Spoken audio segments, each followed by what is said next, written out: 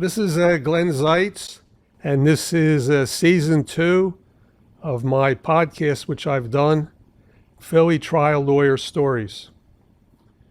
I've had, over my lifetime, I've had 5 books and 3 movies on clients. The ones that seem to be the most recent and the ones that have garnered the greatest interest are the ones that deal with the mob and the mafia and the disappearance of Jimmy Hoffa. So I'm going to do the following in this podcast. I'm going to answer 2 questions that I'm always asked. It could be at a cocktail party, it could be when somebody meets me for the first time, or it could be after somebody, for whatever reason, brings out the topic. I'm going to disclose what I believe happened, and I'm going to be specific. In the past, in one of my podcasts, I said that my former client, Frank Sheeran, was in the vicinity of where his disappearance occurred. Now I'm going to describe everybody's role. I'm going to discuss my answer to 2 questions. Number 1, who killed him? And number 2, what happened to his body? My name is Glenn Zeitz. 2 N's, not 1. I don't want to be cheated. I've been a trial lawyer for over 50 years. This podcast is about my cases and stories of my clients, like Frank Sheeran, the Irishman, who Robert DeNiro played in the movie, Vera Koking, who was an elderly widow on Social Security in Atlantic City, where I sued the Trump organization and Trump in 2 different cases, and other clients who I found in my life to be fascinating and interesting people.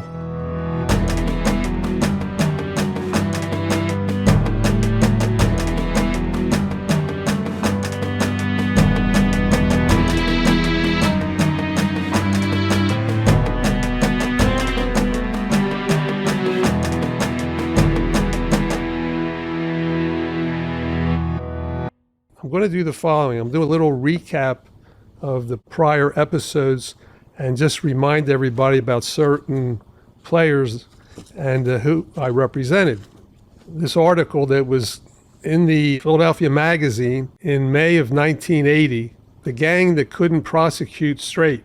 And there's 3 pictures. The person to the left, who has a head probably the size of a pumpkin. It was pretty big. That's how people described him. He looks like he could play linebacker for a football team. That's Frank Sheeran. They named him the Irishman in the movie, but we didn't call him the Irishman. Frank referred to us as Goombas. So even though he was Irish, I'm not either Irish, and neither of us are Italian, he would refer to us as Goombas, and he would say to me, "Hey, Goomba," a lot of times. Now, if he was going to say something really serious, every once in a while, he'd go, "Glenn," and that would get my attention. The man to the right is Lou Bottone. His nickname was Buttons. So what happened is, in his case, the government made a big deal about that when he went to trial. The man in the middle, who has a real thin, rough face, that's Charlie Allen, or Charlie Palermo. He had a few aliases that he used. They refer to him as a hot canary, but couldn't convict their Teamster targets. You're going to hear a lot about Charlie Allen. I had Charlie Allen on the stand for days in both cases, and he was the star witness. He recorded both Lou and Frank on various occasions and a whole host of other people. And later on, when we get into the real facts of this case, I'm going to explain how each of them play a role in my reasons why I am going to be saying what I'm going to be saying later on. I have a folder here, and it says FITZ, that's F-I-T-Z, car bomb. That's July 10th, 1975. The car bombing of a Lincoln Continental that belonged to Teamsters executive Richard Little Fitzsimmons. Now, Little Fitz was the son of Frank Fitzsimmons. Frank Fitzsimmons was the person who was installed into office after Jimmy Hoffa had to go to prison. And interestingly enough, when Jimmy was in prison, he was in Lewisburg Penitentiary. And his roommate for a period of time was Charlie Allen. And you'll hear a lot more about Alan later when I get into the nuts and bolts of what's going on. So what happened was this. They were coming out, walking towards the car, and the car blew up. And it was in Nemo's, which was a Detroit bar near Tiger Stadium, of all places. They were walking towards the car, and accounts say that it exploded. And this was apparently also depicted in a movie that was done with Jack Nicholson, or parts of this. So what happened was this. When our car blew up and turned up the heat on what was a simmering, later became somewhat of a fire, dispute between Tony Provenzano, and Jimmy Hoffa. Now, Tony Pro was also in Lewisburg, and that's a maximum security prison. And you'll hear later when I talk about another client of mine, Ralph Natale, he was doing serious time there also. So anyway, the car blows up. And as a result of that, they believe, and I'm talking about Tony Provenzano and the people he was associated with, that this was a failed attempt on Fitzsimmons' life because they knew and they were aware of the fact that Jimmy Hoffa wanted to retake his union office. Eventually, Jimmy Hoffa disappears.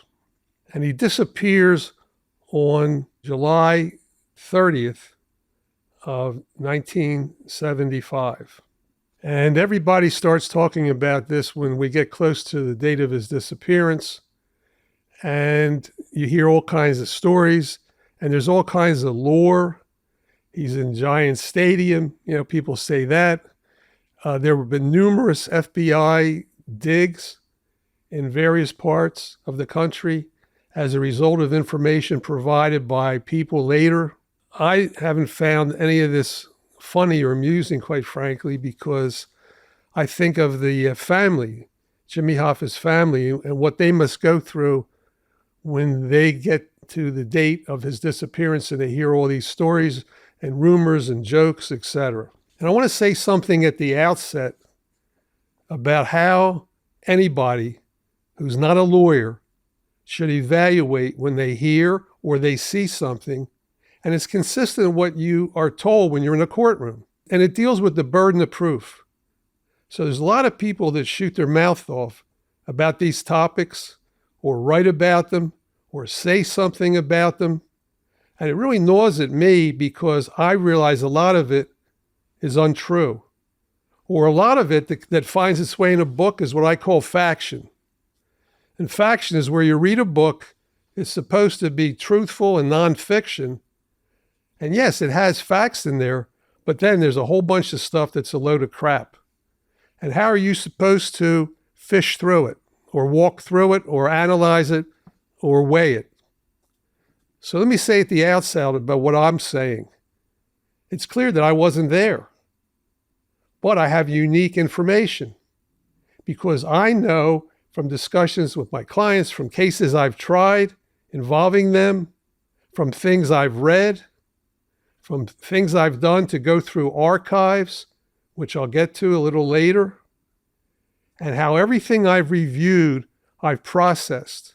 And that includes things, everybody that wrote about all this stuff. I decided I want to read what they wrote.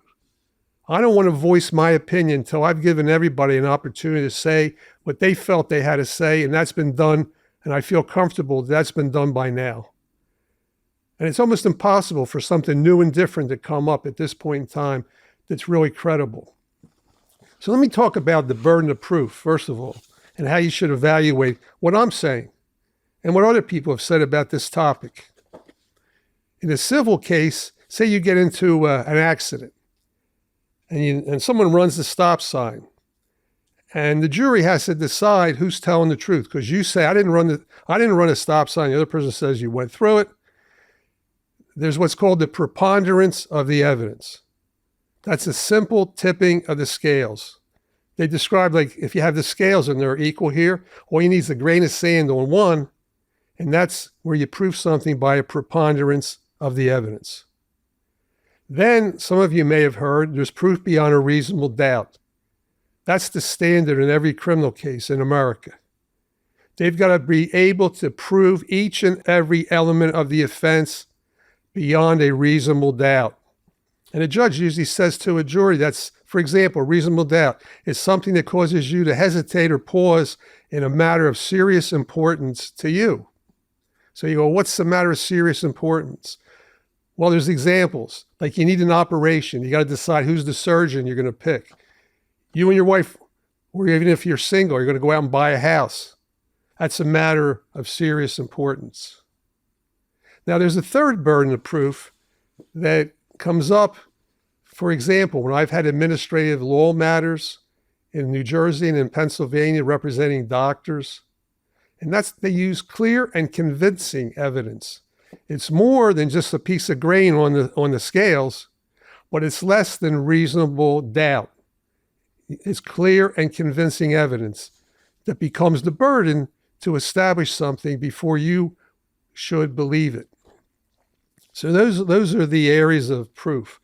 So for me, since I wasn't there, none of these people were there that have talked about it, that we have at least recorded, that are reliable in information, but everybody has given different versions of certain things, and you have to sift through it. So the car bombing occurred, and when that happened, that led the people on, I'll call it the Frank Fitzsimmons Provenzano side, to believe that basically a war was beginning or had started. And now they were going to do what they felt they had to do. And the players in this we're going to get to right now.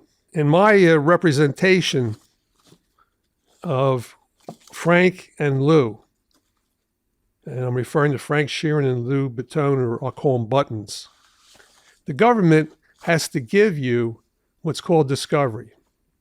If you saw the movie My Cousin Vinny, and they're in the car, him and his girlfriend, Marissa Tomei's in the car with Joe Pesci. He said how nice the prosecutor was. They were out hunting, and he gave him all the police reports. She pulls out a book, I think in the movie, in that scene, and she says to him, he's got to do that. He has to give you discovery. He has to give you those reports. So what happened was this. Because of my representation of Lou, and then also Frank, because don't forget, I could use whatever I got in Lou's case, in Frank's case, and as you've heard from the prior episodes I've done, Lou got acquitted. He got acquitted. He was found not guilty. And Frank was found not guilty, and he was represented by a great lawyer named Emmett Fitzpatrick, who I came to know very well.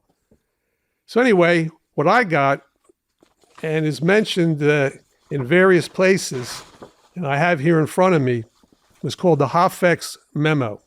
Now, the Hoffex Memo came out on January 26th and 28th, 1976.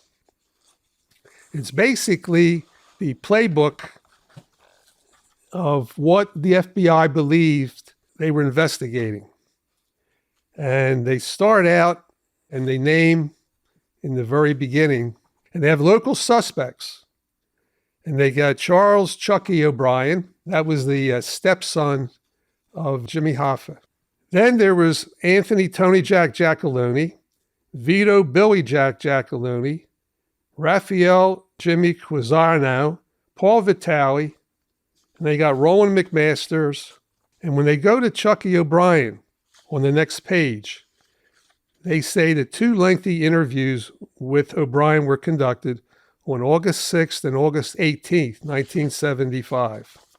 And I'm going to go through just select portions because it's a long document. O'Brien said he met with Hoffa's son, and he was accused by Hoffa's son of knowing more than he was saying. O'Brien said Hoffa's son was acting like a prosecutor. O'Brien said he felt like Hoffa's son was tired and thought it best to leave, which he did at about 4:45 a.m. Now, I had an opportunity recently to talk to the son of Jimmy Hoffa. And I told him I was going to do this podcast, which was a continuation. I don't intend to say anything about our conversation out of respect to him. And I didn't ask him to participate in this. And I'm sure he wouldn't. But I wanted to go through with this because this is my opportunity to do what I haven't done yet.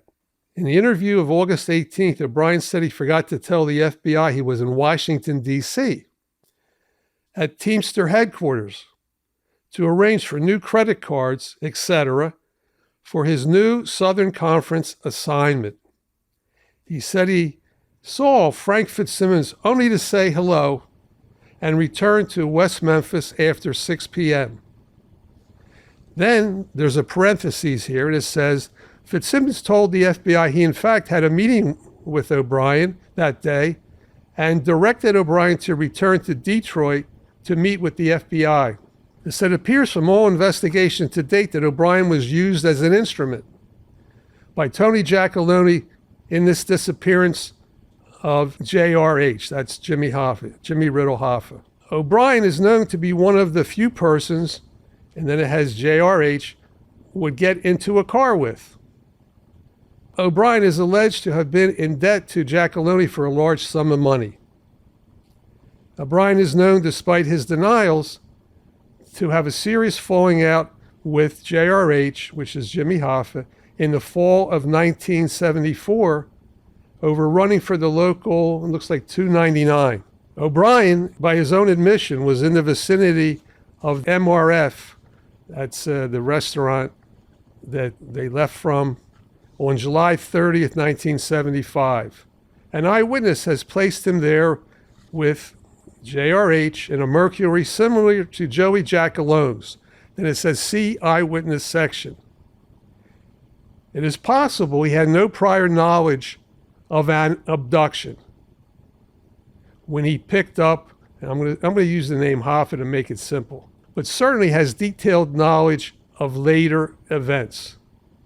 Further, O'Brien's activities and behavior since he moved to Florida are suspect at the very least. He has had no definable duties with the Southern Conference while he draws his $25,000 plus per year salary. Prior to Christmas, he moved back to West Memphis, Arkansas, making his union functions even more unclear, while he is alleged to have reported directly to Frank Fitzsimmons. Then it ends by saying the following. This is category as problems. O'Brien's 2 FBI interviews are replete with inconsistencies and untruths, which collateral interviews have proved. O'Brien is described by even his closest friends as a pathological liar who borders on being totally incompetent. His closest associates with organized crime and/or union affiliation were used to talk to the FBI, and O'Brien did, having taken the Fifth Amendment before and that's FGJ, that's the federal grand jury. There was a federal grand jury that was convened into this investigation, and most of the individuals were represented by a lawyer, and his name was Bill Buffalino.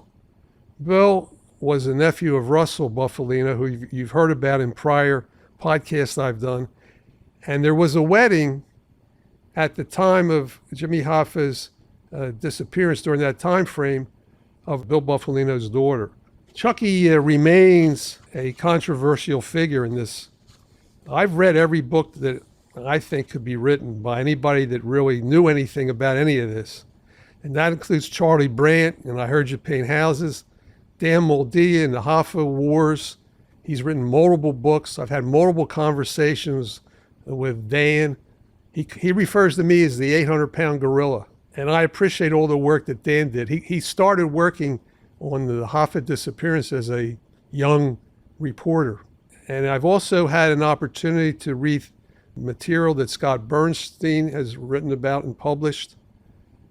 And Eric Shawn. I've actually spent an entire day at my home doing interviews for Eric Shawn, who has had multiple documentaries and shows that he's done with regard to Jimmy Hoffa's disappearance, including one last year where there was a documentary that he did, a very good documentary, and it included Jimmy Hoffa's son and others, and they went through a number of events and facts, and I watched that. That was another thing I wanted to know about and familiarize myself with before I made a public statement like I'm making now. Then they had suspects outside of Michigan. Number 1, Anthony Tony Provenzano, Stephen Andretta, Thomas Andretta, Salvador Salbriguglio, Gabriel Bergoglio. And then number 6, Frank Sheeran, president of Local 326, resides in Philadelphia and is a known associate of Russell Bufalino, La Cosa Nostra chief, Eastern Pennsylvania. His vehicle was seen at meeting of La Cosa Nostra figures in Wilkes-Barre, Pennsylvania on August 29, 1975, and also in Detroit, December 4, 75, during the FGJ, Federal Grand Jury appearance of New Jersey, known to be in Detroit area at the time of Hoffa disappearance and considered to be a close friend of James R. Hoffa. Let me make an aside right now, because I represented Frank for over 15 years. And I'm going to be talking about later on a meeting when I met Russell Bufalino at the Messina Club. Frank had the ultimate admiration and respect for Jimmy Hoffa. And he also had, which now it's been proven in a courtroom, he had a close relationship with Russell Bufalino. And Frank has talked and spoken publicly about that. Russell also had a nickname, believe it or not, that was used. It was McGee. And when you spoke about Russell, people use McGee sometimes. A lot of times when they talk about somebody, they have a code name or code word for somebody. You know, like Vincent the Chin was the Chin. You know, people would touch their chin. You weren't supposed to mention his name according to everything that was written. So then it goes on, and it has additional names.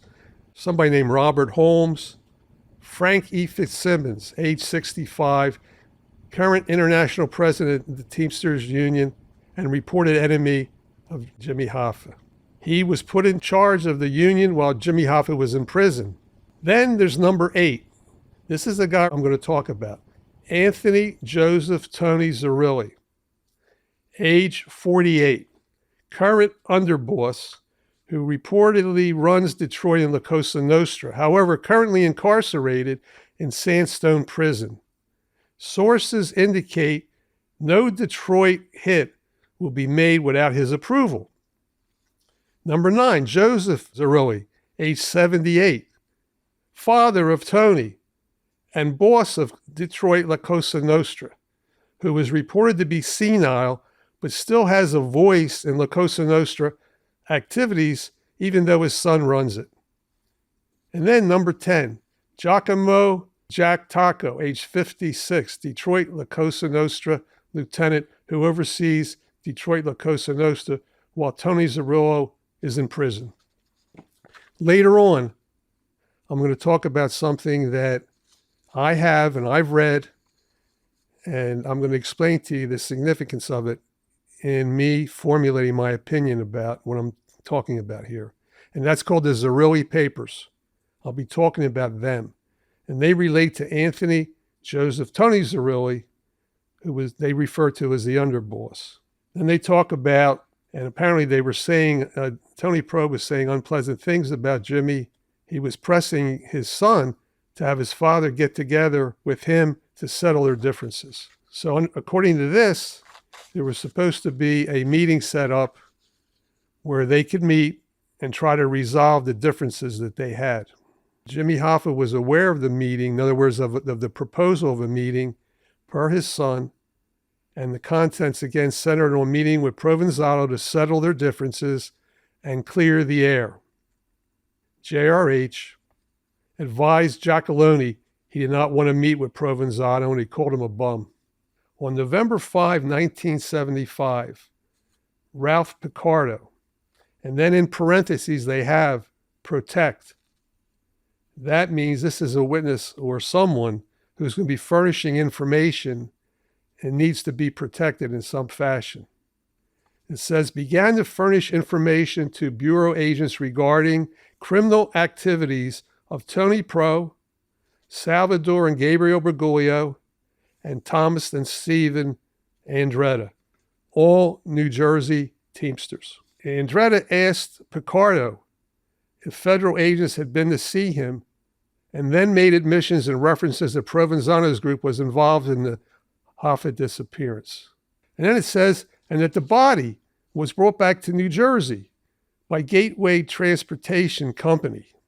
Stephen Andretta stated that he was not present in Detroit, but stayed in New Jersey to provide an alibi for Tony Pro. This is information they're getting from Picardo. Investigation in Newark showed that Picardo was visited by Andretta and then another named person during the pertinent time period. During the interview of Tony Pro on August 1973, Provenzano claimed he was with Stephen Andretta, the date of Hoffa's disappearance. We'll get to these facts. So then there's what they call conclusions. This is the FBI's conclusions back at this time in their investigation. It says, Tony Pro served time in Lewisburg prison with Hoffa, during which time it was reported that while they started as very good friends, they had a falling out sometime during their incarceration. I think there was something portrayed in the movie where they're actually in a physical altercation in the movie, because I saw the movie when it premiered in the afternoon and sat through the whole thing. Fortunately, I went to the bathroom beforehand in order to see the whole thing. And then it says that it was caused by the refusal to assist Tony Pro in receiving some type of Teamster pension money, which he felt Hoffa could get for him. Some sources have indicated other reasons for this fight. However, the restoration of his pension is the most prevalent reason. One thing seems certain. There was an argument which resulted in these two individuals becoming enemies prior to their release from prison. It's believed that if Picardo's information is correct, Tony Pro was responsible for Hoffa's disappearance and used his continued attempts to have a meeting as an excuse for the setup on July 30, 1975. The details of the abduction, if any, are unknown. However, Tommy Andretta and the Bergoglios figure to have played a part in it. Remember I mentioned Charlie Allen? Charlie Allen not only was a roomie, this isn't like going to college, you're a dormitory in a maximum security prison of Jimmy Hoffa, but he also testified in the Senate subcommittee behind a screen that I talked about in my podcast on Ralph Natale. He's also the person who I had an opportunity to cross-examine for hours on end in Lou Button's case, in Frank Sheeran's case, and then I had to deal with in terms of when I represented Ralph in front of the United States Senate subcommittee. Allen was there for that. In fact, I remember, and I'll get to this in more specifics, when Ralph was in front of the committee at some point, they were trying to show that he was doing criminal things for Ralph. And at some point, Ralph said, the only thing he ever did for me is put me in jail. Also, it says, if the Detroit LCN, that's the Fed's way of saying La Cosa Nostra, was used to assist in the disappearance, it is unknown why the body would be transported back to New Jersey. When Detroit organized crime people have proven in the past they are capable of taking care of such things. And when I give you my opinion of where his body ended up, which I will, that's totally consistent with what I've always believed, that his body didn't go that far. And there were people who were saying the following. They were making comments like, well, Tony Provenzano wanted it as a trophy or something like that. Well, let me tell you something. If the mob is going to do a hit and they're going to kill somebody, they are not going to transport it 800 miles to New Jersey for somebody in a car, in a plane, or in any other mechanism. They're going to make sure that way prior to that, they've had it all figured out of what they're going to do. So this is something that the FBI way back believed, and all, in my opinion, all the opportunities that were done to dig. And let me say, everybody who was involved, there were witnesses and people who gave information to other people. And then the FBI did what the FBI has to do. They went out and acted on it, and they dug in the best areas they could. But from my standpoint, I didn't say or interfere with any of that or say to somebody, you really shouldn't be digging. My attitude was, at that point in time, my information was incomplete. There was a lot more that I needed to know and wanted to know. But I knew all this.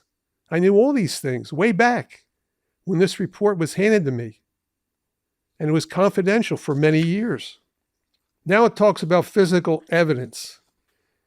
And remember when I talked about the different burdens of proof? This is physical evidence that the FBI was referring to.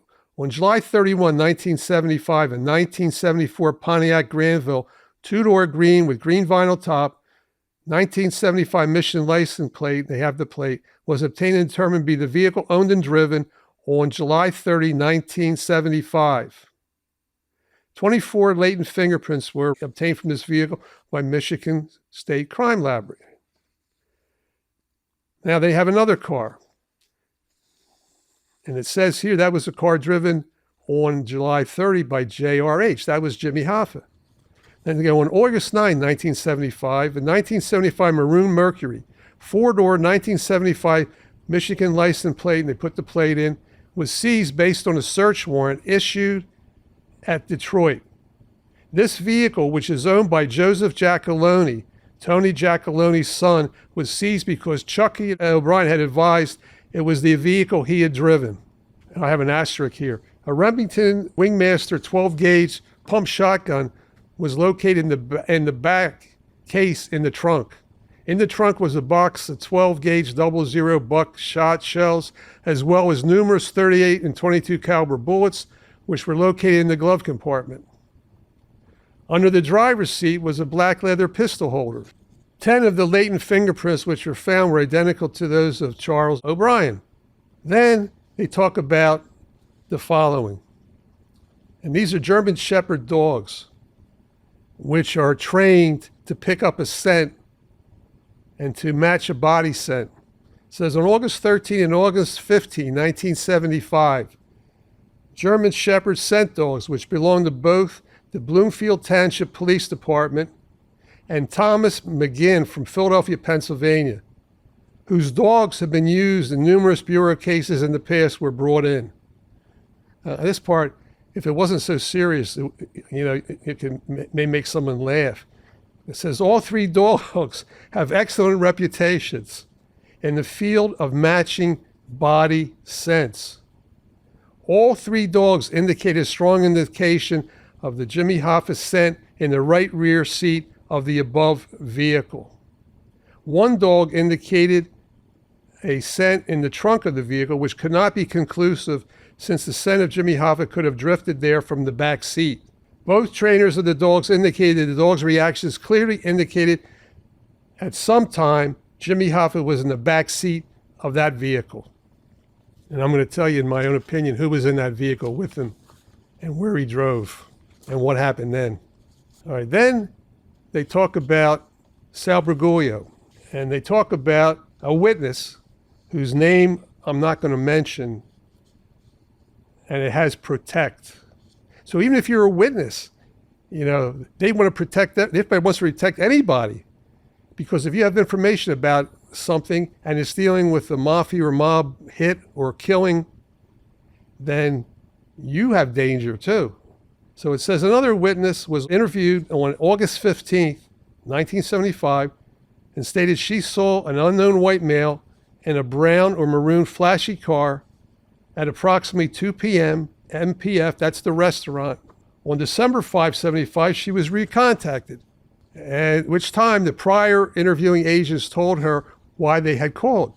She said she was going to telephone the FBI because she'd seen a photograph of Sal Briguglio in the newspaper and believed that he was the individual she had seen on July 30th, 1975. And then it says add lineup, and there's something blacked out. They call that redacted. Pick Salvatore Briguglio as the person she saw sitting in the parked car on July 30th, 75. So it says the following. I have an asterisk next to this. Any defense attorney would obviously state that her viewing of Briguglio photograph in the newspaper the day before was prejudicial. Therefore, the witness identification lineup would be void.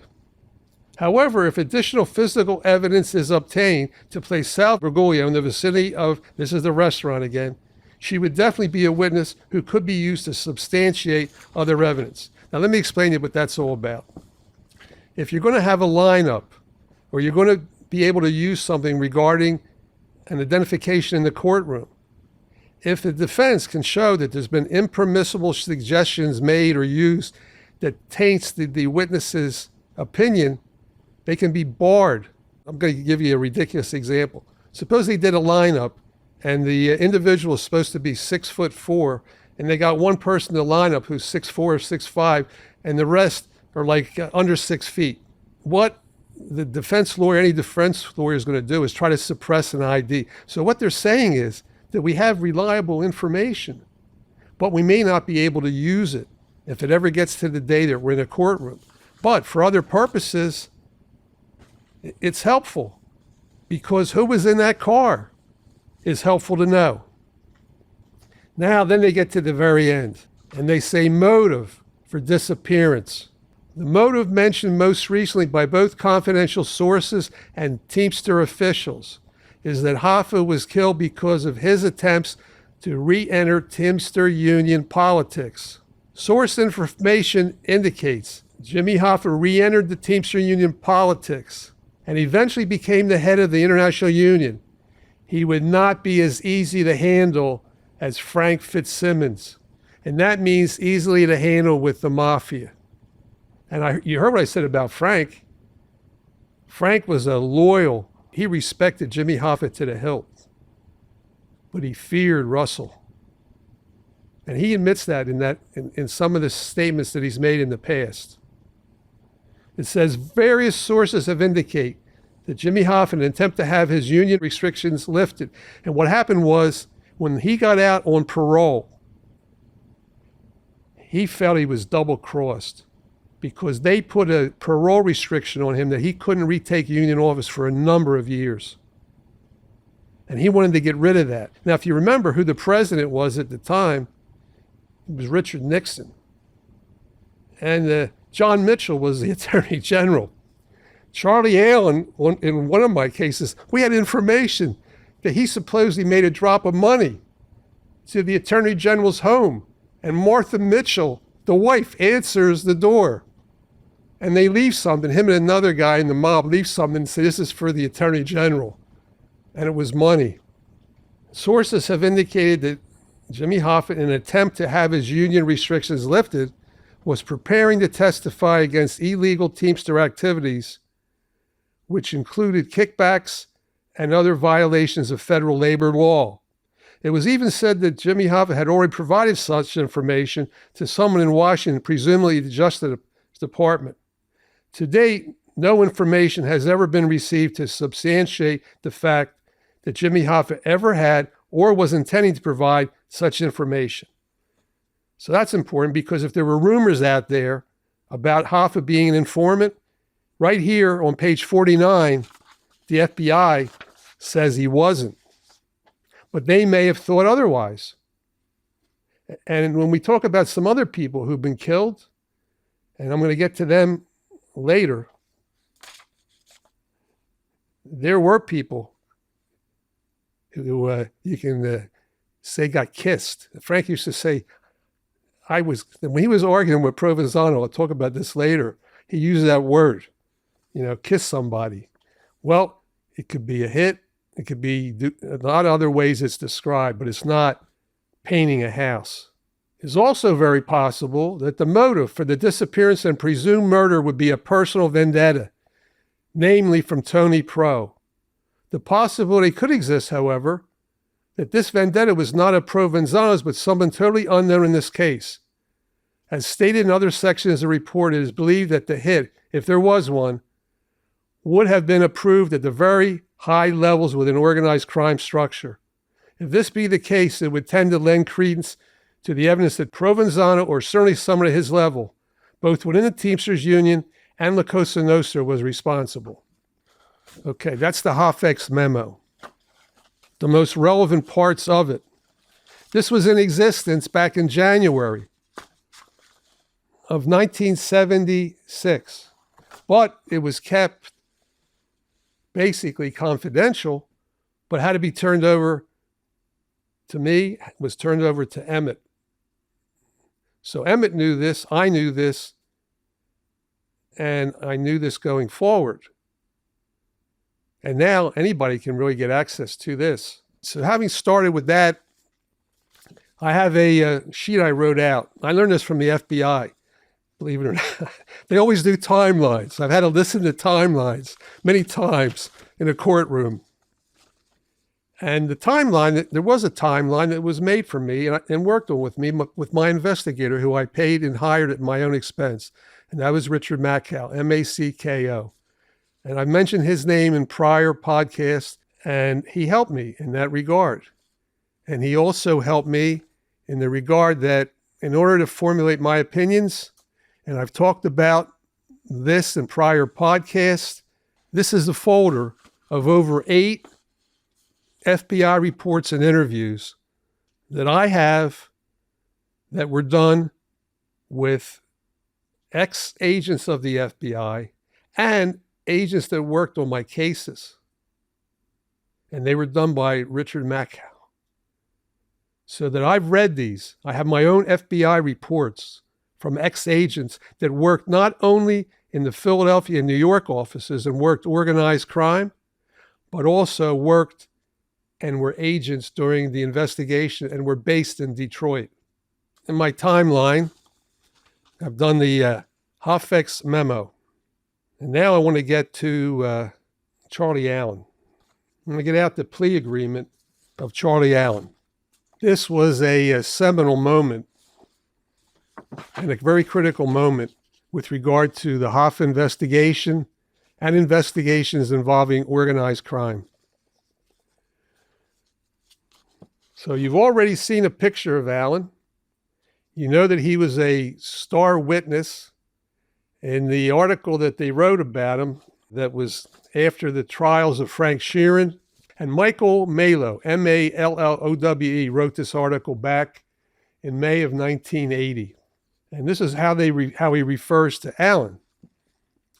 And don't forget, this is based on 2 trials, 2 acquittals, but then later on, you're going to hear Lou was never tried again. They left and were done with Lou Bottone. And I might say one other thing. Lou and Frank, which was a very important point in my trials for both of them, were charged with being part of a conspiracy.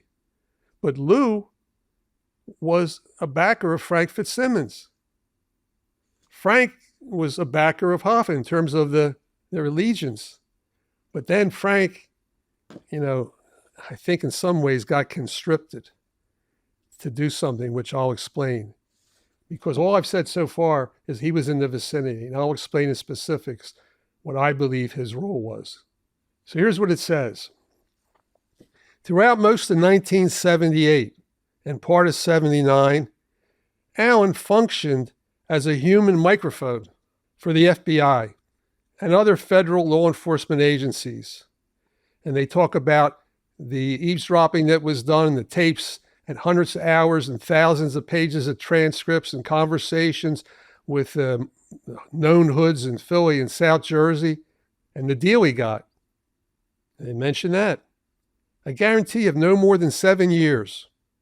And they talked about all the different conduct and activities that he was involved in. Allen basically committed murders. He had committed many arsons. He was a great arsonist, other than getting caught a few times. Tune-ups, and I'm not like on cars, bank robbery, a whole bunch of criminal activity.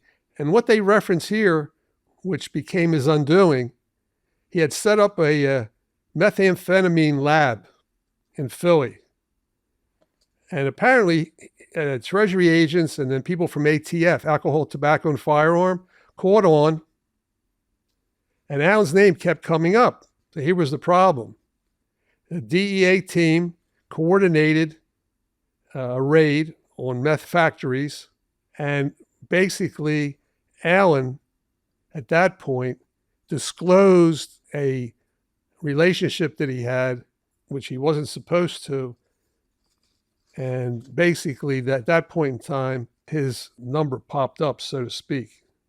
And then they said about Alan in the article, which cracked me up, because I had to think about when I had him on the stand for the first time. I had to think to myself, what am I going to ask this guy? Because you got a jury sitting there, right? What's the first thing you're going to ask? And finally, I did something like this. He was giving people chapter and verse about dates and times that certain things happened. And every time he would do that, I'd watch him and he'd look over at the U.S. attorney, who was Ron Cole, and next to him was John Tam, who was my arch enemy on these trials. And I mentioned that in prior podcasts. In all my cases, John Tam was involved. And he looked over and I said to myself, it's like he needs a little bit of help, where he's looking over for security. I think the jury picked up on that too.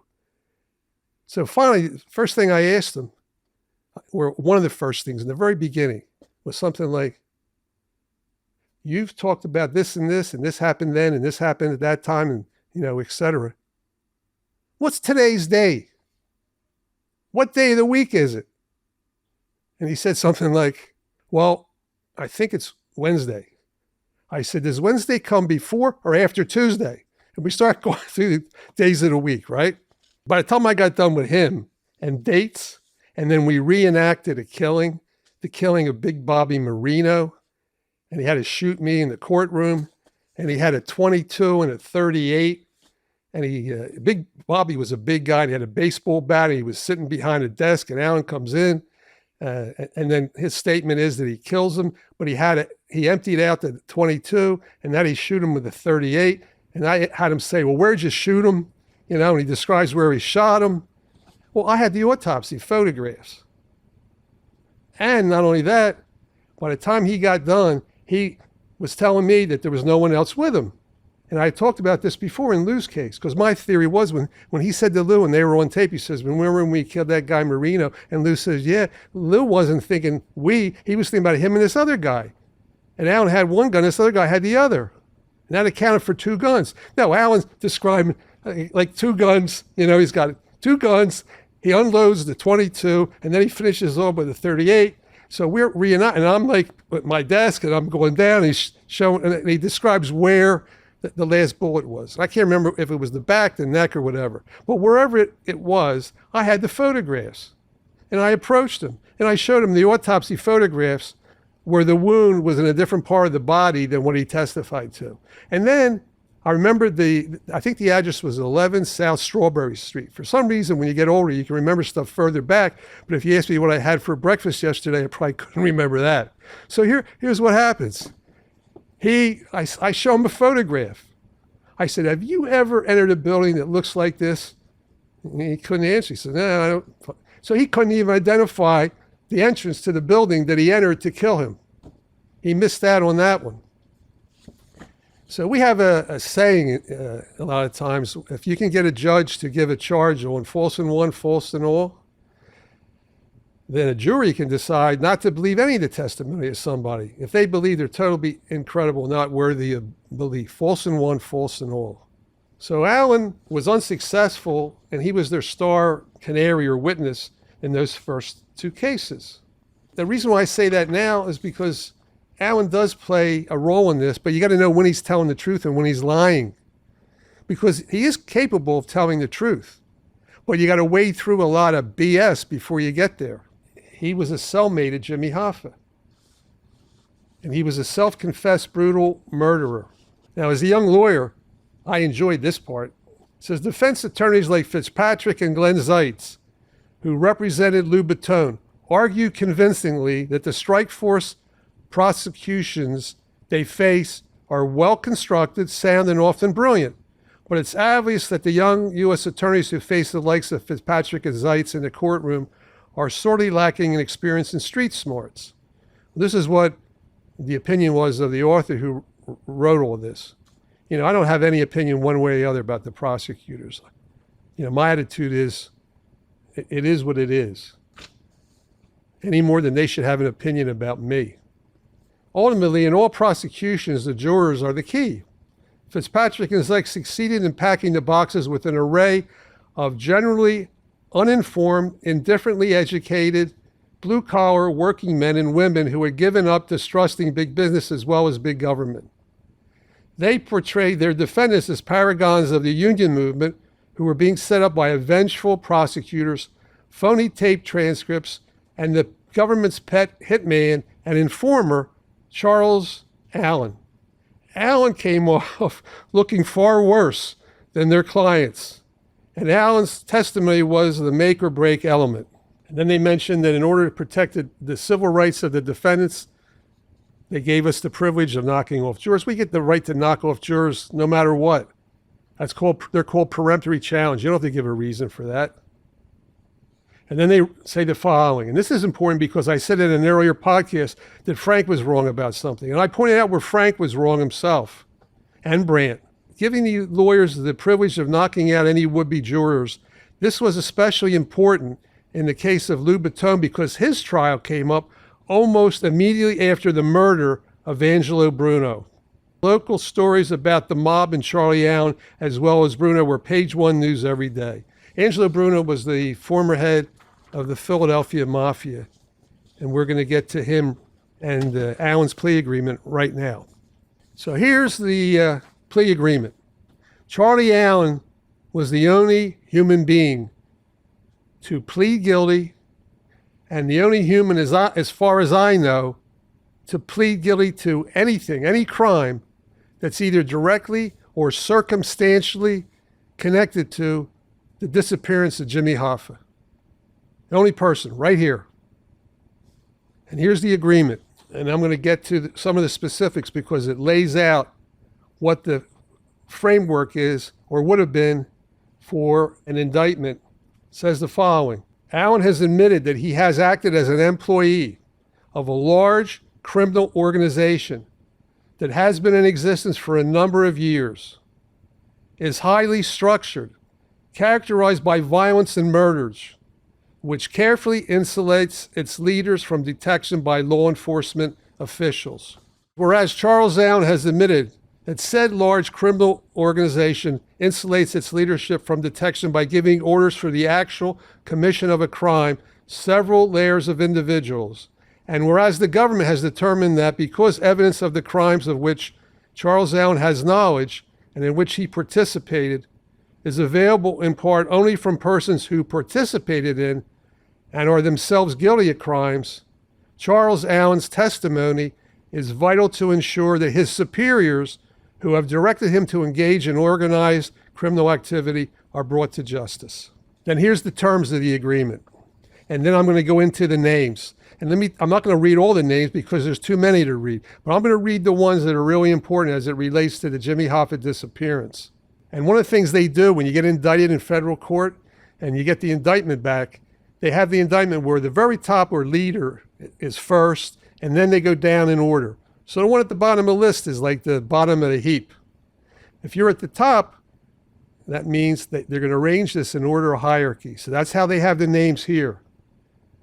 So number one, it says that Allen will cooperate fully and truthfully in certain ongoing criminal investigations, including but not limited to investigations related to, and then they say violations of the RICO statute, predicate offenses. Those are offenses that you have to be able to establish in order to make out a racketeering conviction. You need two predicates. But here's what they are. Murder, arson, interstate travel in aid of racketeering and interference with commerce by threats or violence by the following individuals: Angelo Bruno, Russell Buffalino, Frank Sheeran, Ralph Natale, Raymond Martirano, also known as Long John. Now let me sidetrack for Raymond for a little moment. I'm going to talk about, obviously, Russell Buffalino and the time I met him at the Messina Club and him. Sheeran was my client. Ralph Natale was my client. Bruno was never my client. I never met Bruno. But as a result of representing Ralph, I got a lot of information. And also, I have a lot of knowledge. And what happened was, as I mentioned, he was murdered. And they left his body for the newspaper people to show. And it was very violent. And when we picked the jury, my jury with Lou Bottone, that was right after, and I tried to get a postponement. I didn't get that. So the judge says, well, we'll have a sequestered jury. So he locked the jury up in a hotel. So my first gigantic, big racketeering trial, I got a sequestered jury, which meant that we did the voir dire. We did the questioning ourselves. And the judge allowed us to do that, which was great because I had studied all that stuff. And I felt I was really ready for that. And that worked out, I thought, well, to get a fair jury. But then they mentioned Raymond Long John Martirano. Now, I met Long John one time at MCC, which is the Metropolitan Correction Center in New York. And what happened was he had been charged with murder. And I'm not going to say too much about it, but it was in Philadelphia. And it was a very serious case, obviously. And my information was that he was contemplating one of three lawyers. One was Don Goldberg, one was Emmett Fitzpatrick, and me. So I drive up, I'm sitting with him, and I'm not going to discuss anything that we said other than the following. I did mention to him that I didn't think Don Goldberg was a good choice, that he was a great lawyer, but that his cases are mostly white-collar criminals, like doctors, lawyers, business people. Well, I got to represent some of them, but on the other hand, this is not that. This is a whole different ballgame. And that if he was going to make a choice, he should either pick Emmett or he should pick me. Because I had a lot of respect for Emmett, as I mentioned earlier, because he was one of my silent mentors. I used to, whenever I get a chance to watch him in a courtroom, I did all that. So we're discussing this case. And in the book, they said that Long John and Frank had a falling out. And there was no love lost, to put it mildly, between the two of them. But I'm there, and he's contemplating me or Emmett, because when you're the lawyer, and the more experience you can bring about what's going on with these cases, the more informed you are and the better able you are to move forward and represent somebody. So here's what happens. During the interview, we're getting near lunch, and I'm not done yet. He says to me, I can't sit here any longer. I said, well, why? He says, Tony Pro somehow managed to get pastas in, smuggled in. He says, I'm not missing out on this. So Tony Pro must have been there then, or he lied to me, one or the other. I didn't take time to find out if he was there or not. So that's Raymond. Then there was Phil Testa. They called him the Chicken Man. Now it says Frank Sindone. His nickname was the Barracuda. One thing about Frank, there's an aside I can tell you, that there was a restaurant, Cuz's Little Italy, that we used to eat at a lot. And that's where a lot of the people who were involved in these activities would go. And there was a Sindone salad. And the Sindone salad was supposed to have shrimp in it. So one time I remember we're at the restaurant and someone's looking at their salad. He says, there's no shrimp in my salad. And someone says, so you're going to go tell Frank, there's no shrimp in the salad? He ended up being killed later on when this mob war broke out, when Angelo Bruno was killed. And I mentioned before there was a mob war going on. Well, I was representing Frank and ultimately Lou and all these different clients that I had. All right, then they have the name of John Francis. Now, I never met John, but I knew who he was. He was called the Redhead. And he did things for Russell Buffalino. Then they got Franny McDonald. Franny McDonald was mentioned in the book that Brant and Frank wrote. Franny McDonald was also, I think he was charged in an arson that involved Ralph Natale and Charlie Allen. He, I believe, was out and may have provided money for his representation. Then they got Lou Bottone, Frank Narducci, Anthony Provenzano, Nunzio Provenzano, and then there's the name of a guy named Larry Smith. And Larry Smith went to trial and got acquitted in federal court in Camden before Judge Brotman, who was the judge who I ended up having on Ralph Natale's case, who I mentioned was a very respected judge. Larry, I remember, which you have to understand, if a lawyer, in some cases, involved in a case and they would contact me, and I thought they were somebody that I wanted to be able to help by giving them information and material that I had. I did that. And Ray Brown, who was a very prominent attorney in North Jersey, Raymond Brown, he had the reputation of being like the dean of the bar, did civil rights work. He had contacted me because he ended up being hired by Larry Smith. He came to my house, and I gave him files and things that I thought may be able to help him. And Larry was eventually acquitted. Then it goes down, and there's Gene Hoffa. Gene Hoffa was one of the defendants in Frank Sheeran's indictment in the case that I tried in Wilmington, Delaware.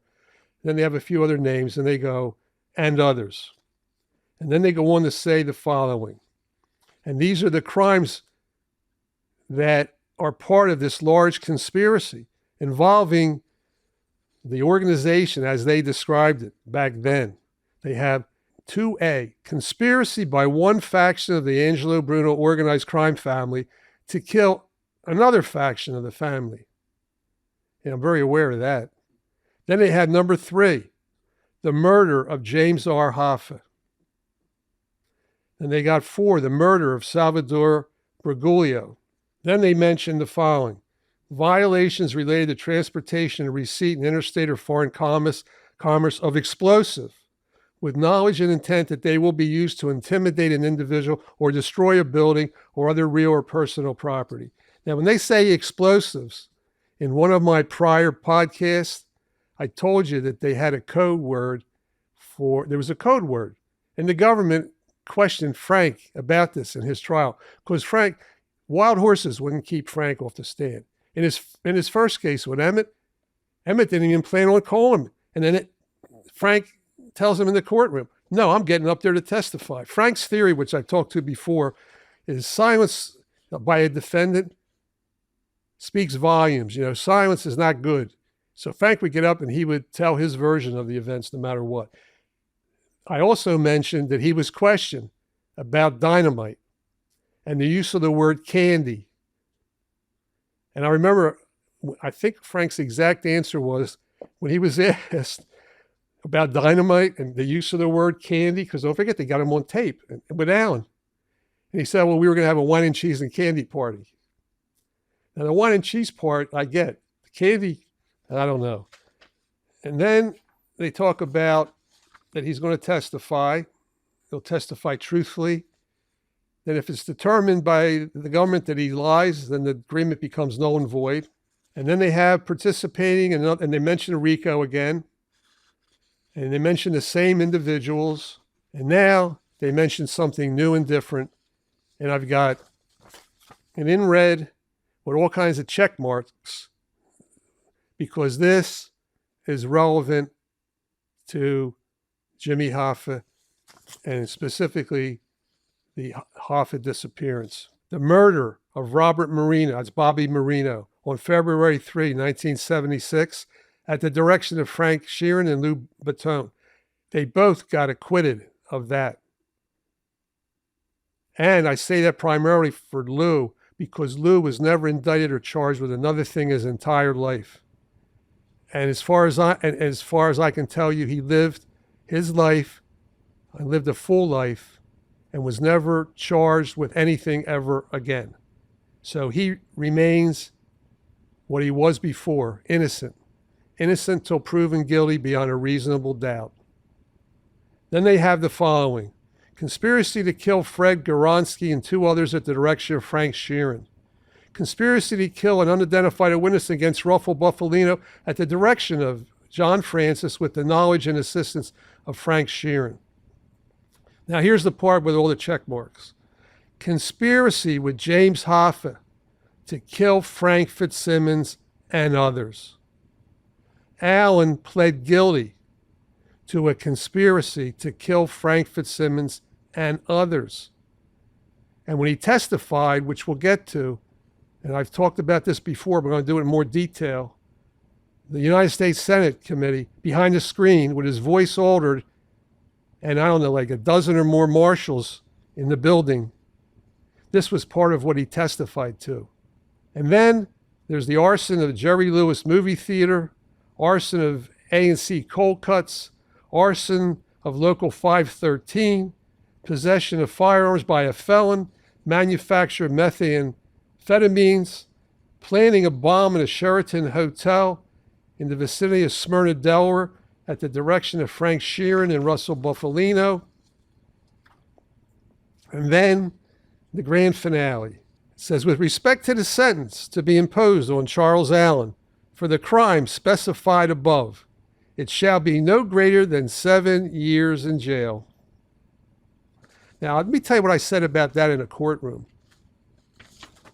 And for those of you who remember some of the speeches that John F. Kennedy gave, this is my John F. Kennedy speech that I gave to that jury about the government. Because I put the government on trial. I put Allen on trial. And I said the following: this is what your government brings to the courtroom.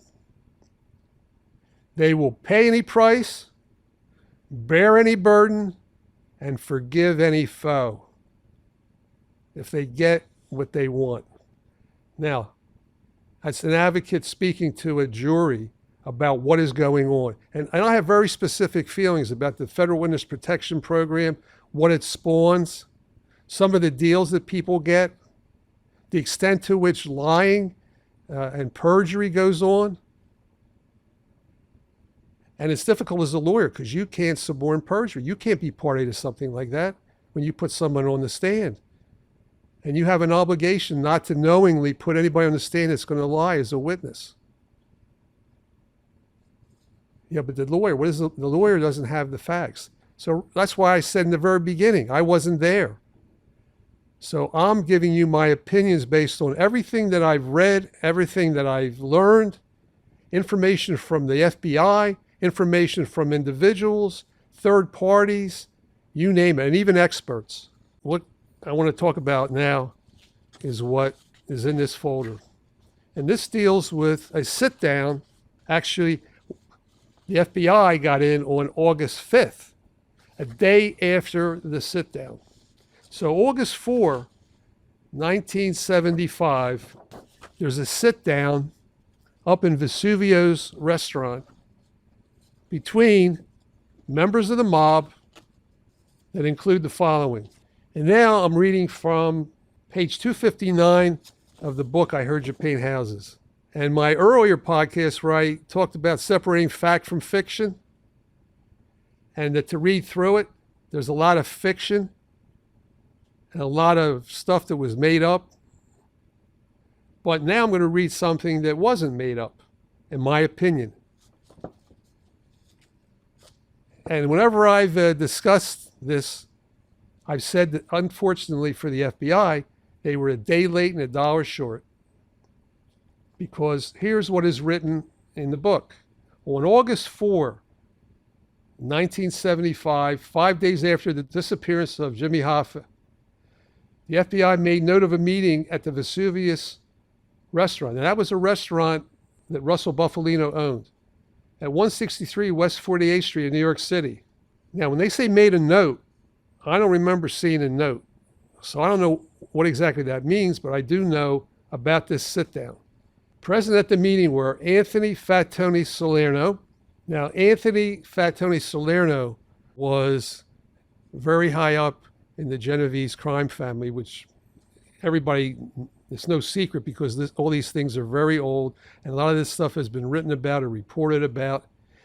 But the one thing was kind of different with this family is normally you had a structure where you have a boss, underboss, and then captains, and you got the consigliere and all that stuff. In this particular family, there was also someone was known as a front boss. And what that means is that's a person who's out front, but not really the actual boss itself.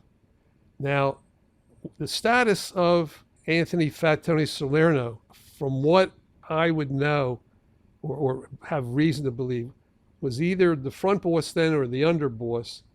I think at that time, the boss of the family may have been a guy named Phil Lombardo, and that there was Frank Funzi Thierry, I believe, was the underboss. But I don't want to say that this is not really controlling. Let's put it this way. He was very high up, and he outranked Frank, he outranked Tony Pro, and also Sally Buggs was there. And here's what's interesting, because Frank says later on something that I had reason to believe. He mentions that Charlie Allen had drove him up there and waited at a table in another area and drank coffee. And Sally Buggs, that's Sal Bergoglio, was at a different table in that area. So they were also up there for this meeting. So these are actual quotes that, according to Charlie Brandt, came from Frank. These are Frank's own words. He says, New York had turned it down. They didn't sanction it, but they didn't oppose it either. That's talking about the killing. If you did it, you were on your own type of thing. It couldn't have been done without Detroit's sanction because it was their territory. The purpose of this meeting at Vesuvius 5 days after Jimmy disappeared was to report to Fat Tony Salerno to tell him how the whole thing was done. Fat Tony was very satisfied if New York had been involved. Fat Tony would already know how it was done, and we wouldn't have been there reporting to him. So in other words, if he had known, they wouldn't be reporting. Also, you want to let him know if there were any loose ends. You don't want a whole lot of talking, just enough so that if something else needs to be done, it can be ordered by Fat Tony. Homicide detectives were all over the place.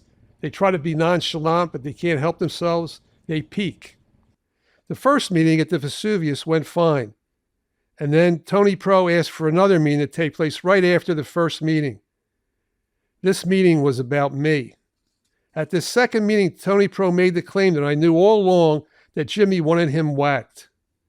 Obviously, that means killed. Tony Pro claimed that he had heard that Jimmy had asked me to kiss him and Fitz. I told you what that means. Tony Pro looked at me and said, if it was up to me, you'd have been gone too. That works both ways, I said. Everybody bleeds. Tony Pro also complained that I was telling people at the wedding that he was capable of killing Hoffa. Tony Pro and I then got up from the table. I waited where Charlie Allen was, and Tony Pro sat down with Sally Buggs while Russell talked to Fat Tony about the whole thing. Russell came out from the partitioned area, got me, and left Tony Pro sitting behind. On the way back to where Fat Tony was, Russell said to me, quote, deny it. I got back there and Fat Tony Salerno started off telling me he didn't believe I would be thinking about kissing a made man for Jimmy Hoffa. And that was it. Russell Belifano once again had taken care of his Irishman. Then they got Tony Pro and told him there was nothing to it. Then he mentions later on, Russell told them to shake hands. And that was not an easy thing to do. But if I ever said no to Russell, I wouldn't be here now. We shook. But I hated Pro for the whole thing, all of it. Remember what I said about Frank? He had respect for Jimmy Hoffa, but there was fear for Russell Bufalino. Then he mentioned seeing and bumping into Pete Vitale. He said to Russell, he was thinking about Pete Vitale's industrial incinerator in Detroit. Like you said, dust to dust. Then Russell whispered to me he knew what I was thinking, but that Pete Vitale's incinerator was too obvious. He said it was the first place they'd look, and it was. He said they cremated Jimmy at a funeral parlor in Detroit and that Detroit people were close to. During the investigation, I read that the FBI checked out the Anthony Bagnasco funeral home in Grosse Pointe Shores because Detroit people used it. But then Frank says the following. I don't know if when Russell told me it was a funeral parlor, he said that because he wanted to throw me off about Pete Vitale. He didn't want to have a square another beef like he did with Tony Pro. He didn't want me shooting my mouth off about Pete Vitale's incinerator to Jimmy's friends. Or it could be that they took Jimmy to the funeral parlor. I don't know if they had an inside man at the funeral parlor. I don't know if they had an inside man at the parlor who took charge of Jimmy and got him to a crematorium. But I do know this detail was none of my business, and anybody who says they know more than this, except for the cleaner who is still alive, is making a sick joke. Frank once said when he had too many Gatorades at one of the restaurants that we were at, and I don't know if there's other people there or not, but he made some comment. This is the way, Frank could say things. He said, if they had 1,000 Chinamen digging for 1,000 years, they're never going to find Jimmy. But he didn't know. So he wasn't a source of information. Even if they had got him to become an informant, which he never would do. But then he says, and this is a quote again, and this is at a point in time where he's clearly nearing the end of his life. Quote, people don't think the FBI knows what the fuck they're doing. The FBI knows what the fuck they're doing. End quote. Now he was compelled to explain why the FBI knows what the fuck they're doing. Without my knowing, this is Charlie Brandt. Without my knowing, Sheeran was referring to and endorsing the FBI's Hoffex Memo. It was something I never heard of. It was something that I would read about later in the Stephen Brill and Dan Moldea books on the Hoffa's disappearance. It was something I wouldn't actually see until this book's publication. And he goes on to talk about Bob Garrity. He says, Bob Garrity, FBI Hoffa case agent during the heart of the investigation, had written a memo a few weeks after Hoffa's disappearance. He talks about how he was privileged to meet him. Garrity had put together an accurate list of suspects, including Sheeran and Buffalino. And he talks about, he said, please sit with me. I asked. Bob was wearing a Pittsburgh Steelers shirt as a security rep for the NFL team. The photo my wife took of us sitting together hangs on my wall. That's Brandt. Then he has a quote from Garrity. We always liked Sheeran for it, Bob said. Now, when the FBI says liked, that means they always think somebody may have done it when they say liked. The Hoffa family thought the sun rose and set on Frank Sheeran. Frank also knew that the Hoffa family idolized him, and that knowledge made his guilty conscience all the harder to bear in silence. But he had no choice until I came along at the right time with the right skills. And now he's referring to himself, Charlie Brandt, that Frank then said whatever he said. Well, guess what? Among the 8 or so agents I got in here, I got interviews and I got quotes from FBI agents, including Bob Garrity. And Bob Garrity later said, and we have it here in this pile, that he changed his opinion of what Brandt wrote about and Frank's involvement. And he wasn't the only person, and we're going to get to one other person soon. Michael Bottone, in my opinion, is the #1 forensic pathologist in our country. He's participated, I think, at last count, it was over 20,000 autopsies, high-profile cases. And Michael Bottone was a pathologist that I used in 2 of my most high-profile cases. One became a book. It's called Cape May Courthouse, The Death in the Night. Another one was an investigation into the death of a young man at the College of New Jersey, where they found his remains after about a month in a landfill. And out of respect for the family, I don't want to mention the name. Michael, at some point in time, apparently had an interview of some sort with Charlie Brandt, and he made some favorable remarks about what he read in the book. And then Michael was interviewed by Manuel Roy Franzi of the Washington Post, who did a very lengthy piece on me in which I mentioned that Frank was in the vicinity. I didn't mention what I'm about to mention in this podcast. And interviewed Dr. Bottone, and Dr. Bottone said he couldn't, if he had to testify under oath about the truthfulness of that book, he could not do it. He could not do it. Now I'm going to move to September of 1981.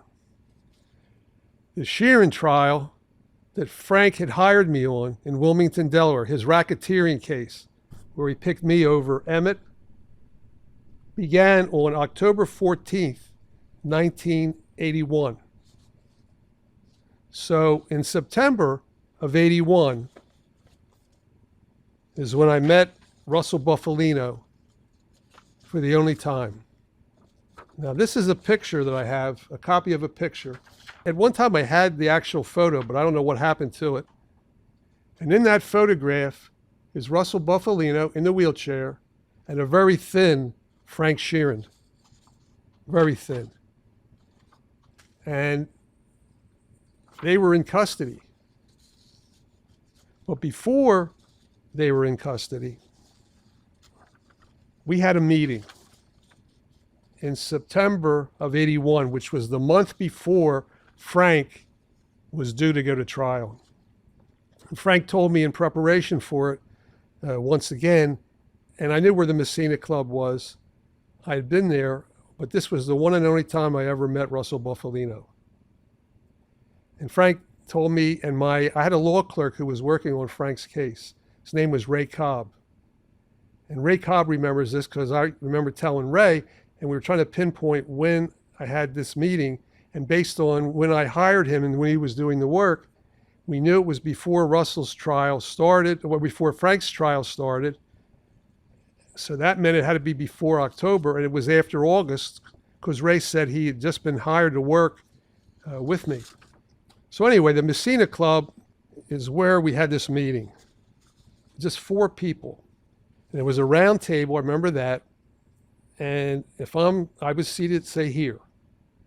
And to my right was Charlie Gelso. Charlie Gelso was the lawyer for Russell Bufalino. And across from me, directly across from me, was Frank Sheeran. And to my right was Russell Bufalino. And I remember that Frank said not only about the spaghetti, don't cut it, he said how much Russell liked peas. And the only people in that restaurant there was Tut. Tut was the owner, and Tut was behind the bar. When you walked in, the bar was to the left. We were in this back area with a round table, and then the kitchen would have been like towards my right. And there was a waiter. And we were there for hours. I'm not going to be able to talk about too much, but I can say the following. It was obvious to me that this was a very important meeting for Frank. And I think one of the reasons was because of the fact that he was on tape. And there were tapes where he mentions Russ, and he mentions a person who could be identified as being Russell Bufalino based on the tapes. And then I had a court ruling that the government was not supposed to bring out the name of Russell Bufalino. But which happens a lot of times in court, and the prosecutor and I literally hated each other. We had the courtroom divided in half, literally divided in half, so that we weren't supposed to go into their half and they're not supposed to go in our half. And that's what it was like. And we didn't handle things like normally you're supposed to. Anything I did with the prosecutor, anything he did with me, had to be in written form. I didn't trust him, he didn't trust me, and FBI, and Tam was there, and Tam was, his normal self, and Frank couldn't stand him. So anyway, basically what happens is I got the sense that what was going on was like a beauty contest for me. And basically, they wanted to see the guy that's going to be representing Frank in that case, in that trial. I didn't know them, and they didn't know me. And what I mean by that is they knew whatever Frank told them. Now, I had a reputation which Frank understood, and all my clients that were allegedly in the Cosa Nostra understood that I would not represent an informant. If you want to be an informant or rat, as they call you, go find there's plenty of lawyers that can represent you. I don't want to have that case. I don't want to be involved in a case where I'm involved being a little G-man, that's my job. I'd rather be the lawyer fighting the government. And what they did in Alan's case, I'm going to mention that because I don't think I've ever seen it in my entire life. They got a lawyer for Alan. His name was Jake Clayton Underkoffler III. He was the former first assistant in the U.S. Attorney's Office in Philadelphia. And they had a hearing, ex parte, it wasn't open to the public, got him appointed to represent Alan. And then he negotiated the deal with the government for the 7 years because they felt they could trust him because it wouldn't be leaked out. But he already had a lawyer, and that was Sal Avina, but he also happened to represent Angelo Bruno. So they figured, which I can understand why they did what they did. And in order to get Alan to cooperate, they had to do something like that. But 7 years. So anyway, we had a meeting there, and it was obvious to Russell, it was obvious to Charlie Gelso that we were fighting this case. I wasn't going to be given any advice, and there was no influence by them. And one of the things I found a little bit amusing is one of the things that Russell was harping on is, how does the FBI get away with doing this? How do they get away with doing that? And it dealt with searches and surveillance and wiretaps and various things. You know, all I could do is tell him what goes on in the real world. You know, he ended up getting reincarcerated later in the year. I never saw him again. And I never had any conversations with him again. And I can tell you the following: nothing was discussed in my presence relating to the Hoffa disappearance specifically. That wasn't a topic that came up at all. And if it was, I'd have to make a decision about whether or not I would discuss it or what the extent it may or may not be relevant. But it was clear to me, consistent with what Frank said in the book, he was a different person when Russell was there than what I normally saw. Because normally Frank would fill up the room, and his personality, as he had more to drink, would fill up the room even bigger. Now this time, he was willing to allow someone else in the room fill the room up, and that was Russell. Now I mentioned the Zerilli papers or Zerilli files earlier, and I mentioned who he is. So this is a document dated February 13, 1982.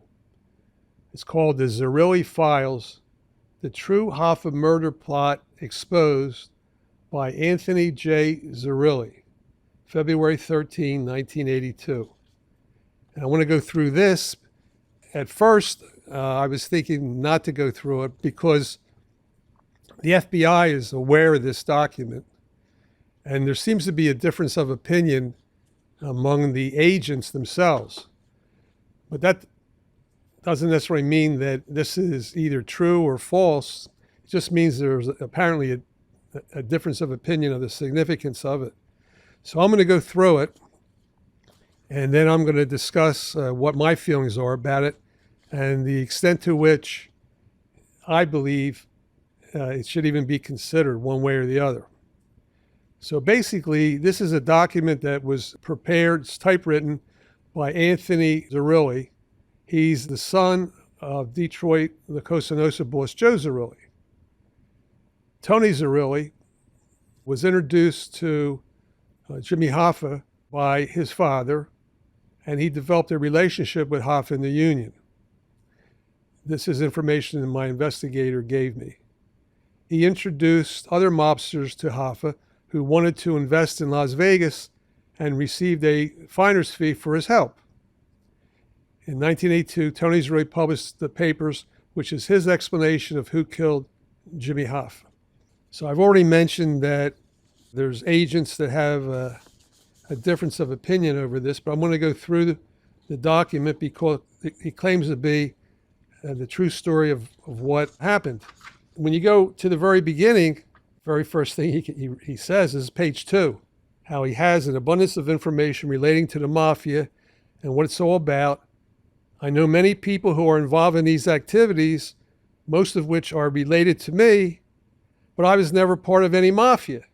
With that said, here is the true story of what really happened to Jimmy Hoffa. All right, so on one hand, he's telling you those people who are involved in the activities, but on the other hand, he's not part of it. All right. So everybody can decide that. Then he says, all this baloney that has been circulating for almost 40 years about some New Jersey mobster named Tony Provenzano coming to Detroit to kill Hoffa, or some Irish guy who claims to have killed Hoffa, or who knows what else, is all just that, a bunch of baloney. The way things work is real simple. Nobody ever, ever, ever comes into another city and takes someone out. That just doesn't happen. Never. If something happens to someone, it has to be approved and taken care of by the local ruling organization, and the boss must approve anything like that. Anyone who says otherwise has no knowledge of anything. All these wannabe gangsters that have been coming forward are just that, wannabes. And then he goes on to talk about the disposal of Jimmy Hoffa's body. He mentions Tony Giacalone, who you heard about when I mentioned the Hoffex Memo, met with Jack Taco at one of their regular meeting places on Detroit's east side. Jack told Tony that Hoffa had to disappear permanently. Jack instructed Tony to set it up. He told Tony who he wanted to handle the murder. When something like this happens, it is always done by local made guys or wise guys. These terms are used to identify a person's membership in the mafia or La Cosa Nostra. It's not like in the movies where they hand the job off to someone else outside of the local mob family control. It is done by local people, and they had to be made guys. Jack told Tony that he wanted 3 people in particular to do the deal. He also told Tony that there was a piece of property where the body could be disposed of, in a shallow grave. This property was owned under a land contract by Jack under a fictitious name. The address is 2940 Buell Road, Oakland Township, Michigan. It would be real difficult to tie that property back to Jack if anyone ever tried, and at the same time, Jack would retain control of the property, knowing that the property would never be disturbed. His plan worked. Nobody has ever looked at the property in the last 40 years until now. And then he goes on to say that Hoffa's body had stayed in the original burial spot since the day he was killed. So that's exactly how it went down. Tony was able to turn a time clock back almost an hour before he signed in.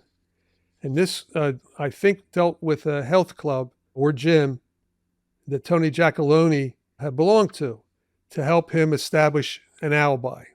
Gave him an hour to drive down the street, Mary Hopper, and get back to the club and sign out. Perfect plan, a perfect alibi, it worked. Tony and Billy drove to meet Hoffa at the Machis Red Fox restaurant. Remember I used the MRF? That was the restaurant, Machis Red Fox. All the facts lead me to that conclusion that is the restaurant, and that's where individuals were seen outside of and where they drove from to go to another location. And I'm going to get to the location that I believe they drove to, which is different. They told Hoffa he needed to be present at an important meeting regarding his support for presidency. Tony and Billy were in their own car. Before leaving, they had conveniently placed a bunch of items in the back seat. Another car, occupied by 3 other men, followed them to the restaurant. When Tony and his brother pulled into the lot, they told Hoffa they all had to go to meet somebody a short distance away. However, Tony's car had no room, since the back seat was full of boxes and other items. Tony told Hoffa to get in the other car and they would follow Tony's car to the meeting. Hoffa didn't think anything suspicious of this, so he got in. And he says that Hoffa was driven several miles to a secluded area in Oakland Township, Michigan. Hoffa was in the passenger seat. A younger guy, made guy by the name of Anthony Tony Palazzo was driving, and 2 older made guys in the back seat. Their names were Raphael Jimmy Cruzano and Pietro Pete Vitale, both well-known tough mobsters. You may remember I mentioned Pete Vitale before, and Frank, after he had to sit down, seeing him on the street. There was an old house with an old barn on the property. As soon as they pulled near the barn, Hoffa was dragged out of the car, bound and gagged. A shallow hole was already dug in the barn floor. He put up a fight, but was easily overpowered by these 3 men. Cruzano picked up a shovel and cracked Hoffa over the head with it. Hoffa was still fighting, so Vitale and Pazzazzolo dragged Hoffa over the hole into the ground. Cruzano then hit Hoffa a few more times, and Hoffa started to moan. They threw him in the hole and buried him alive. He wasn't shot, he wasn't stabbed, nothing like that. A cement slab of some sort was placed on top of the dirt to make certain he was not going to be discovered, and that was it. End of story. Now, that's his version. I looked at it only for one reason, is because my investigator dug it up.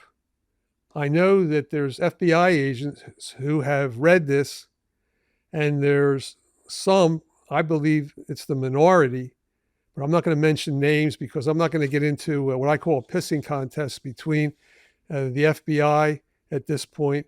There's some that have gone public, some that haven't gone public. That is the version that he gives of what happened and what happened to the body, which obviously, for reasons I've already mentioned, I don't agree with.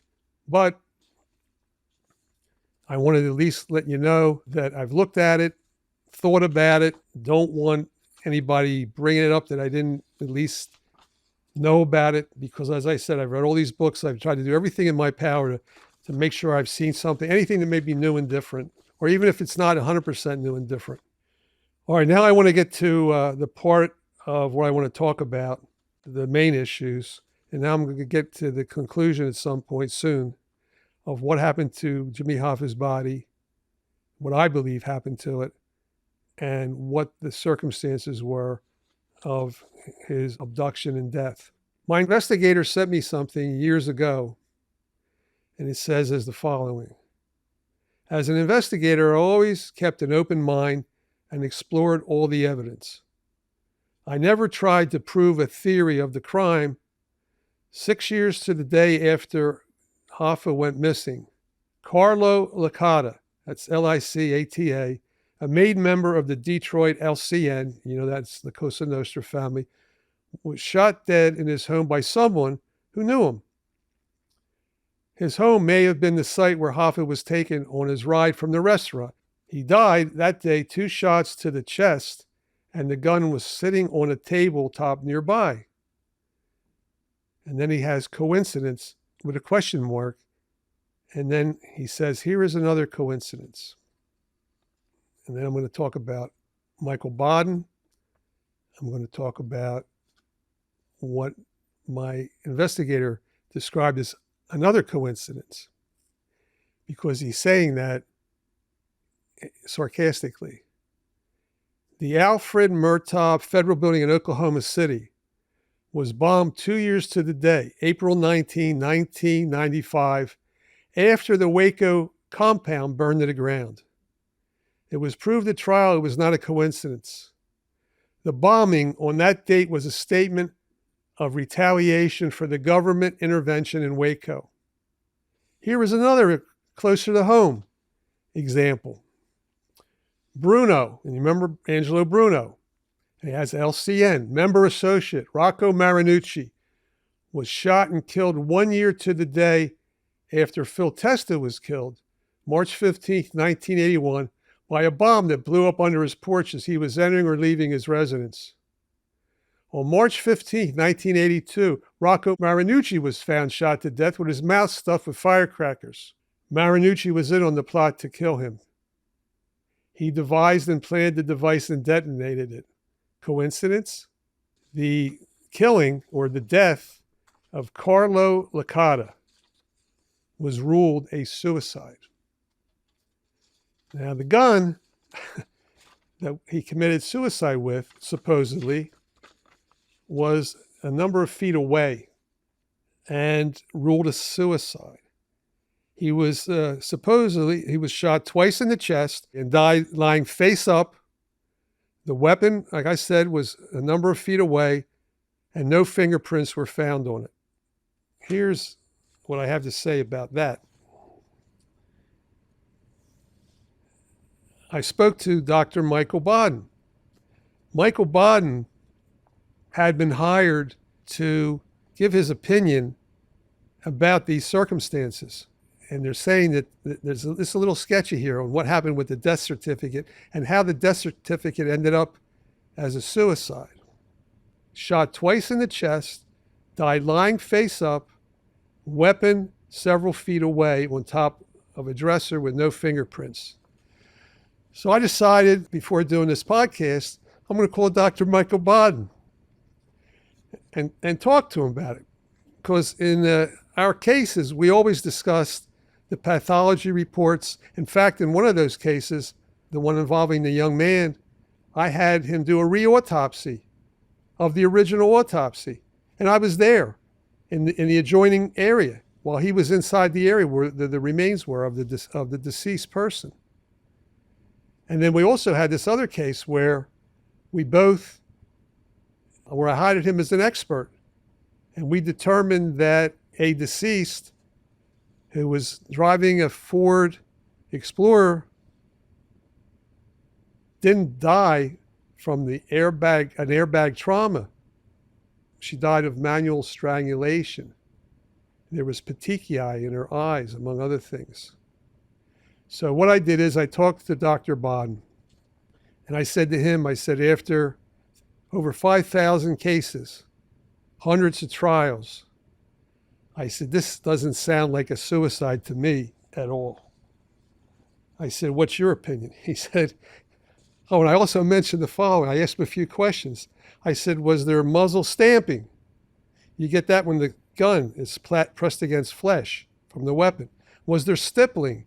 You get stippling. I'm not going to go into all the details forensically what stippling is, but that you can tell if the gun was in close range but wasn't pressed against the skin. I've had cases involving both. One was a death penalty case. So he says, no, none of that was present.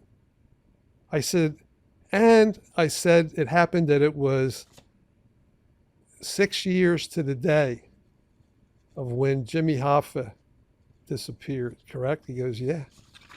I said, well, I'm glad that we agree. I said that this sounds to me like this was a murder. And it was a murder to send a message out to everybody. And this happened also, I think, with Sal Bergoglio. Sal Bergoglio was killed. Apparently, the story was that somebody had seen him leaving the federal courthouse. And Frank mentioned that in the book, something to the effect that if you're going to go to the federal courthouse, because for some reason, you better touch base with everybody and let them know why you were there. That it wasn't because you're an informant. It was there. Maybe you got a subpoena. Maybe there was something that you'd have to explain. Sal Bergoglio got killed in a gangland slaying. Frank takes credit for in the book, but he didn't do it. And the agents say he didn't do it. I say he didn't do it. There's no real evidence or proof that he did with regard to the killing of Sal Bergoglio. So anyway, Dr. Bottone and I agree on this. Now, you have to say, well, what role did he play that caused this to happen? His house was, as I mentioned, like a 4-minute drive from that restaurant. Yeah, I believe, based on the circumstances, that Jimmy Hoffa was in a car, that Chucky O'Brien was driving it. I believe that Frank Sheeran was a passenger in the car in the right front seat. And I believe that Sal Bergoglio was in the back with Jimmy Hoffa on way to what Hoffa believed was a meeting to try to settle and resolve the differences that he had with Tony Provenzano. And then they went about, like I said, it's like it's a 4-mile ride from that location. And I think they called it something like the house on the hill, and that would refer to his house. And it was well known to some of the mobsters in the area. I believe the following. They went to that location, and I believe that there were individuals waiting for him. And it had a garage, and then there's also an entrance. I believe that the garage door was opened. I don't believe that any of the individuals that drove over there were actually involved in the actual restraining of him and the actual murder. I believe that Frank, his role was to make Jimmy Hoffa feel comfortable because Frank and him had a very close relationship. I believe that Chucky O'Brien drove over, and it's hard to determine what he knew or didn't know because based on the interviews that he gave to the FBI, it sounded unlikely that they would include him in a conspiracy and a plot to do what was done because he would be like a loose cannon So he may have had information. He may have, there was, when we get to Natale, I'll tell you what Charlie Allen claims his role was. But I will say the following, which is why I'm hesitating now until I get to the Senate hearing. And that's because I mentioned in my last podcast on this, not the one with Natale, I believe, but the one on Sheeran, separating fact from fiction. I think that was the one I mentioned, that we had a fight with the government over the last tape. And I read portions of the last tape. And the account that Frank gave in the book about running out of the bar and going to the branding iron, all those different things that he talked about, this was regarding the last tape, that all never happened. No, what I understood happened when I was challenging that tape is that I was told by Frank that Charlie Allen mentioned the name. I didn't disclose before in my podcast what that name was, but the name was Chucky O'Brien, that he brought up his name. And then Frank claimed, as part of the basis that we had for challenging the tape and why it would have been exculpatory, Frank said, I don't know what the fuck you're talking about. Now, those words, a conversation like that, as far as I know, never was disclosed to us. And what we were told is what I said went on between me and Agent Handy at a hearing that we had to try to suppress tapes that were made in the case. So that's what clued Frank in. And in the book, I think there's something he said to the effects that something like, why'd you kill Hoffa? Well, think about it for a minute. That's the most ridiculous thing you can ever imagine. You're working with the government, you're taping this guy, and you're going to say, well, why'd you kill Jimmy Hoffa? Or why'd you even bring up something like that? No, there was a name, and they weren't supposed to talk about this. And Frank knew because I mentioned that earlier in what I'm telling everybody, that even Russell didn't trust Frank because Frank could drink and he could have a big mouth.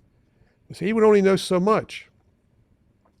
So that's why I say to this day that Frank clearly did not kill Jimmy Hoffa. Just like I said before, nothing I've heard since causes me to deviate from that.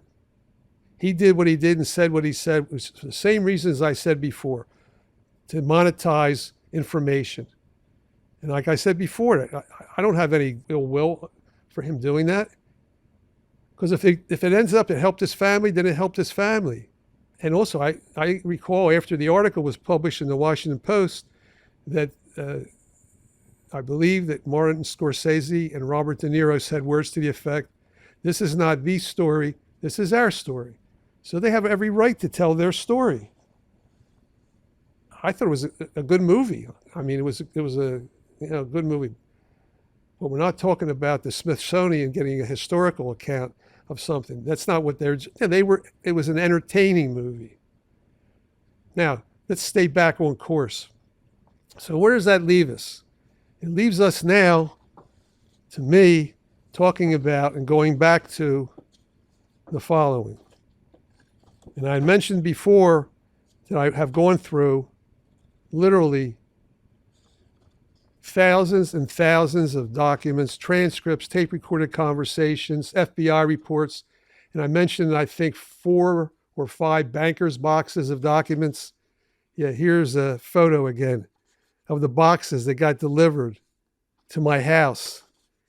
And it was $3,200 and some odd dollars. In fact, you know what? I actually have the receipt that the government gave me. This is the actual receipt that came with those boxes that I had to read and digest.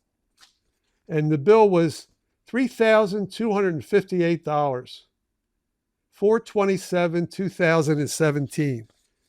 These documents. That's how far back they go from archives. But they gave me a break. They didn't charge me freight. They said they'd take the freight off. And I believe that when they went to Carlo Licata's house and garage, that members of the local Detroit mafia, that's where they grabbed him. And I don't believe at all that he was ever shot by anybody. I believe it was done with a ligature. and I know what a ligature does. And if you have three people, and I believe it was at least, probably had to be at least three, because from everything Frank told me about Jimmy Hoffa, he was a strong guy. And he would have resisted and fought. So I believe there could have been 3 or 4. And these were local members of the Detroit Mafia. These were made men. I believe that they're the ones who were ultimately responsible for it, but it was a larger conspiracy. Just like you heard me read from the plea agreement of Charlie Allen, what he pled guilty to. It was an organized hit, and his body was taken 4 miles away, and he was done at Licata's home. And then I'm going to get to what I believe happened in the aftermath of that. So I want to go next to Ralph Natale. I did a podcast on Ralph, which was the 7th and last podcast I did last season. I want to get into something a little bit different, new and different, and I want to mention about it. These are 2 discs that I kept, or something, I forget how I got these, of the first appearance of Ralph Natale before the Senate subcommittee chaired by Bill Roth of Delaware. There was Warren Rudman, Senator Rudman, Senator Cohen. There was a bunch of senators that were there that I talked about. There was the chief, the superintendent of New Jersey State Police. There was Jim Marr, the FBI agent that was in organized crime for many years. He's one of the agents that I have interviews from. And Ralph Natale's there. And they also had Nicky Scarfo. So it says Scarfo because it involved Nicky, who took the 5th. He was with Bobby Simone, as I mentioned before. And you'll see, if you can see it from there, and if you watch that podcast, you'll see that Allen was testifying behind the screen. And you'll see screens here. And they disguised his voice. That's how they do it. So his voice was disguised. You couldn't see him. And there were a number of federal marshals because he was in the program. And there was another witness there too. So after the hearing, and I'm going to read this because this was the UPI, some of the UPI, and it says, witness tells senators of Hoffa plot by Ira R. Allen, June 22, 1982. It says Washington. I'm going to read from this. This is the news article, and I want to read a little bit of it. Charles Allen, a nephew of one-time gangster Charles Blinky Palermo, and himself a mafia associate, said Allen enlisted him to shoot Fitzsimmons in the parking lot of Teamsters headquarters in the shadow of the U.S. Capitol. Now, he mentions Blinky Palermo. I'm old enough and familiar enough. He was a fixer of fights. That was his specialty, fixing fights. And to this day, I don't know whether the first fight was Sonny Liston, then he was Cassius Clay, not Muhammad Ali. But when people look at the punch, you wonder, is it possible that he could have knocked out Liston with that punch? A lot of people felt otherwise. But Blinky, his specialty was doing things like that, all right? It says, instead, Provenzano and New Jersey mobster Salvador Sally Bugs Bergoglio had Hoffa ground up in little pieces, shipped to Florida, and thrown in the swamp, Allen said. Allen testified before the Senate Permanent Subcommittee on Investigations, which is probing control of the hotel and restaurant workers in Atlantic City. Natale is the former president of the Cherry Hill-based local, the same local trying to organize Atlantic City casino workers. Talking from behind an opaque screen to protect a new identity, Allen said Hoffa's disappearance and presumed murder in 1975 occurred shortly after Fitzsimmons' son's car was bombed. That has a degree of truth. This is what I was talking about, faction, with dealing with these people. You got to understand something. They, and many times, bury truth along with bullshit. And it's like, I guess the best way you could look at it, suppose somebody handed you a bowl of stew. And in the stew, there was meat and vegetables and potatoes and a lot of good stuff. And now you're supposed to eat it knowing that there's a little bit of meat in there that's poisoned. Now, what are you supposed to do? Fish through it and make sure you eat what's good? This is a little bit like that false in one, false in all. You got to sort through some of this stuff, okay? It says, Allen, who served as Hoffa's bodyguard in prison and described himself as a mafia strong-arm and murderer, said Hoffa ordered him directly to kill Fitzsimmons because Hoffa was going to take over after President Nixon commuted his prison sentence for jury tampering in 1971. They had an agreement that Frank, and that's Fitzsimmons, would step down after Jimmy got out. But Fitzsimmons wouldn't, said Allen, because some kind of a mistake somewhere, someone not known to Allen, tried to kill Fitzsimmons' son Richard by blowing up his car. But because Richard was half drunk, he had left his jacket in a bar and the car blew up while he went back inside for it, Allen said. They thought the war had started and they jumped the gun. Allen said of the alleged Fitzsimmons-Provenzano-Bruglio alliance. Provenzano is in prison and Fitzsimmons died of cancer last year. Bruglio was killed in a gangland-style execution. So here's what Charlie under oath tells the senators.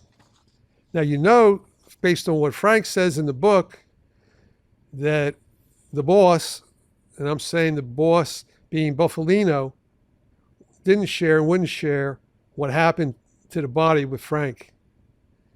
Frank wasn't a made man. Frank drank like a fish. He also stuttered, believe it or not. When he got really upset or something, he would stutter or stammer. Now we have Allen saying something about ground up in little pieces, shipped to Florida and thrown in the swamp. Now, that piece doesn't sound too believable, at least to me, based on what I know and the information that I've developed, the information I've read, that they ground them up, ship them to Florida, and then throw it in a swamp. I had clients in a drug deal that misfired where my clients shot a guy, decided not to pay him for the drugs, killed him, and then him and two other guys tied a chain around him and dumped him in the water. And then the body popped up about 6 months later after the sharks ate part of the body, the corpse. And what was left popped up and they could identify the body from that. And those guys were not nearly as sophisticated as these people that we're dealing with in this arena. So I'm going to get to what I believe and what I don't believe further, because now he talks about the car blowing up. And then there was two different opinions about the car blowing up. There's some people that believe that somebody, and some people believe that Chucky O'Brien is the one that tipped off the other side about what happened, was going to happen, and that he tipped off the other side what Hoffa had planned. There's some people who have talked about that. Then there's others that think that somebody deliberately did that to get this done, blew up the car. It's sort of like, you blow up your own thing, and then you blame it on somebody else. So then the following. Allen said, Fitzsimmons knew of Hoffa's intentions because Jimmy made the mistake of trusting Chucky O'Brien, his adopted son. He said Hoffa wouldn't let O'Brien run for a union post in Detroit as he promised, and Chucky went over to Tony's side. He said Provenzano and 3 others besides Fitzsimmons were to be killed at Hoffa's command to put everybody in line in the Teamsters. He said it was common street knowledge that O'Brien was to set up his father. And then it says, I was told that Jimmy was ground up in little blah, blah, blah, Allen had said. This is the first widely publicized account of it. And they talk about Allen and Joseph Salerno, another protective witness, talked in detail about the Philadelphia gang wars that resulted in an estimated 17 murders since 1980 when crime boss Angelo Bruno was slain. And if you remember from one of my podcasts, I was meeting my client, Frank Sheeran, in restaurants. The only time he came to my office was one time. One of my office staff told me to listen to tapes because since he stuttered, we had to have him help us with some of the words that were said. They asked Allen, what can law enforcement do better to control mob activities? Allen replied, probably not a damn thing. They said, why hadn't law enforcement made headway in the fight against organized crime in Philadelphia, and South Jersey area? And then he answers was, because they, the gangsters, killed off 17 people themselves.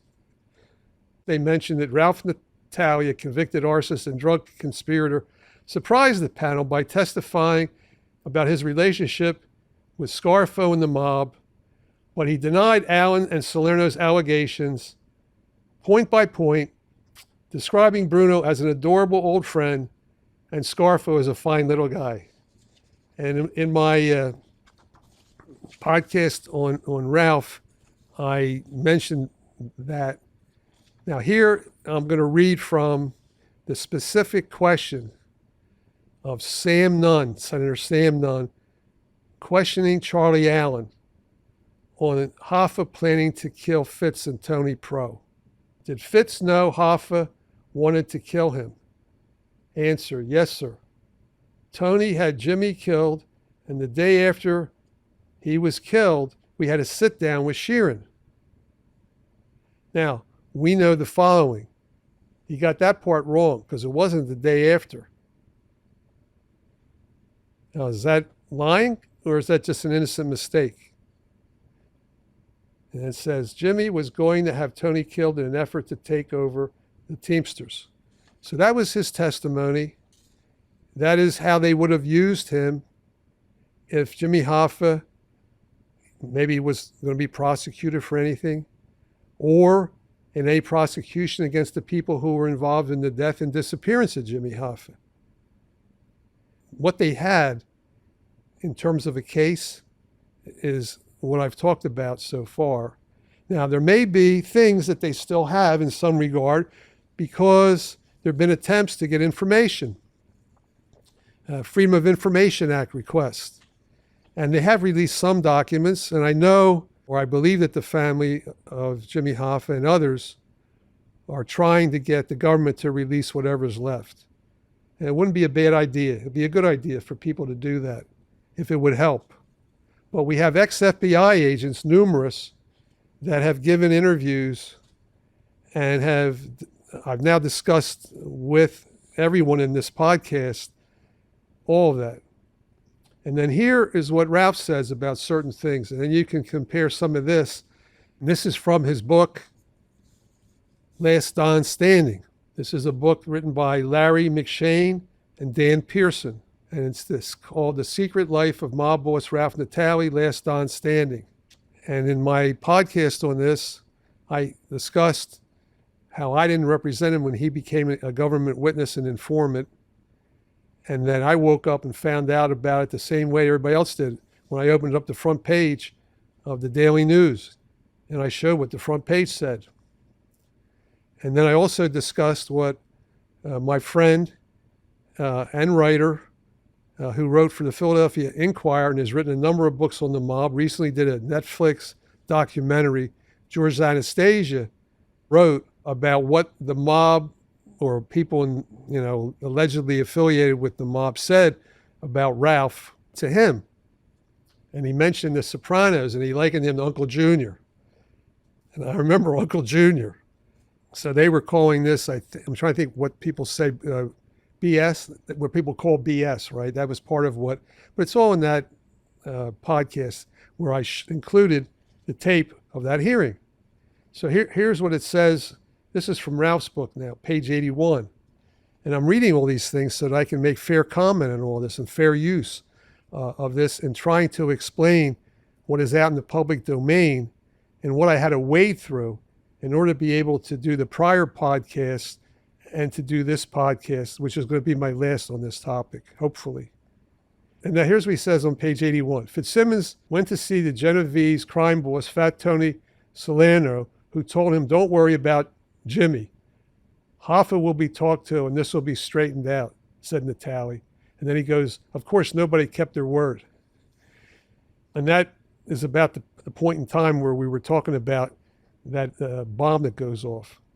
And then it says, the final meeting of Natale and Hoffa took place in the Rickshaw Inn, a restaurant with a gold-flecked roof and a huge half horseshoe shaped bar across the Cherry Hill racetrack.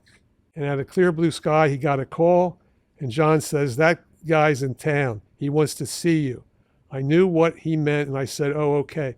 That guy was Jimmy Hoffa. And he mentioned the rickshaw. If you recall, that's where I met Frank to get paid. That was the standard watering hole that a lot of people went to. So I was very familiar with the rickshaw. So Ralph is saying that's where he's going to meet him. So then Ralph mentions how he felt about Hoffa, how much he respected him and all that stuff. And he said, "A man cannot serve two kings."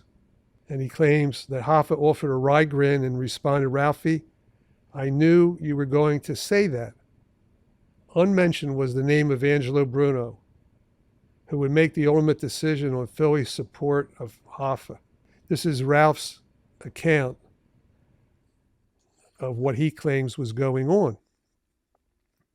And then here's what he says about Angelo Bruno, because he was obviously alive at this point in time. He says, "Natale woke the next morning and drove directly to Bruno's home to speak with the boss about the Hoffa situation. Bruno's wife, Sue, answered his knock and invited Ralph in for a cup of coffee and a few minutes of her husband's time. When Bruno appeared, Ralph recounted his meeting at the rickshaw. The boss's response was hard and fast. 'You know I love Jimmy, but there's no reason for him to do this. It's wrong. Even if he calls you and says it's an emergency, stay away. That man up in Jersey," and then he's got in brackets Tony Provenzano, "is going to take care of this. Please don't forget what I said." That's Ralph's account in the book of what happened. And then we get to chapter 21, which I talked about, and it says, "Mr. Natale goes to Washington." I said Glenn goes to Washington because Glenn went to Washington. And I discussed what that was all about. So I'm not going to go over again what I said before, but I'll just summarize it. And that was that they gave Ralph immunity to testify. And the reason why they gave him immunity, because if he didn't testify and he took the fifth, which you normally can do, then he'd be in contempt of Congress. They could go to a judge. They could have him cited for contempt. And then that would be what he served. So in other words, while he's doing 27 years, and in those days you had to do at least a third. Today, and after the sentencing guidelines would change, you do 85%. So for example, with Frank, I mentioned before, he got 18 years and he only had to do 6. If he got 18 years after the federal sentencing guidelines came into being, which was after his conviction, he would have done 85% of 18 years. 85% versus a third is a big difference. So it says here on page 162, he was accompanied by attorney Glenn Zeitz. Rebecca watched him in the hallway looking at her dad through a door left ajar. And then he talks about that we got to a point where I had instructed him not to answer certain things because I felt it was a perjury trap and that they had tapes and they didn't turn them over to us. We didn't have the information that we would have needed so he could have prepared himself. And therefore I was concerned that it was beyond the scope of what they were doing and he was going to subject himself to a perjury trap. And then he talks about how he refused to answer. Roth, the chairman, said, "Answer the question." Then they mentioned civil or criminal contempt, and it could subject him to additional incarceration, and that such action would not be taken lightly. And then it says the Ralphie of South Philly was suddenly present at the table with his attorney. As a bristling Natale responded, quote, "I don't take it lightly either, Senator. I think this panel went beyond the scope of this investigation to answer Senator Rudman. You've heard Charlie Allen. He is a complete liar. He tells 20% truth and 80% lies. I got 27 years already. They're trying to give me more time on the same case. I didn't come here looking for extra time, but on something like that, I think it's a trap for me. I wanted to answer the best I could. Right now, I can't beyond that there." And they asked him about Scarfo. He said, "Nicky's a fine little guy." Roman fired back. "In all those years, you want your testimony before this committee to be that you didn't even know anything about the fact that people like Nicky and Angela," that's referring to Bruno, were involved in organized crime? And his answer was, only what I read in the great free press. And then he says, which you didn't believe? He goes, of course not, said the unflappable Natale. I don't think you believe everything you read in the paper too, Senator. And then they say Natale did address the claims by witness Charlie Allen that Allen spent 10 years as Ralph's bodyguard. What did he do for me? He put me in jail. He never worked for me. Natale never ceded an inch before security finally shuffled him out of the hearing room and back to the captain's office. The officer knew what the senators wanted from Natale, and he knew the Philadelphia mobster had refused to give it to them. And it says that the officer, in grudging admiration, gave him a firm handshake and just said, Jesus Christ, I don't make him like you anymore. All right, then he mentions very briefly the following, that he got another summons to appear in front of the Senate committee. And that's true. This is on page 166. Came a year later. It was about a year later. If the first visit was part of a dog and pony show, the encore was done with far less fanfare. The feds still held out hope of leveraging Natale into a cooperation deal, dangling early release yet again. And then Ralph says, and this is a quote, they gave me immunity for everything I ever done, Natale recalled of his next go-round. And they did it in a closed room, not for the public. Nobody. It was still the same answer. Well, what happened when we went back, and I remember this vividly, there was a Richard Russell building, and had this gigantic, it seemed like a metal door. It was loud enough when they closed that door, and Ralph was in custody, so he was in there, in custody, and they closed that door behind me. You know, they talk about the clanging door. I've heard clanging doors in a lot of prisons and county jails, but that door clanged like, and when that was down there, it was just Ralph, me, and the senators, and they had a court reporter, and I think they were, I don't know if they taped it or whatever. I never got a transcript from that proceeding.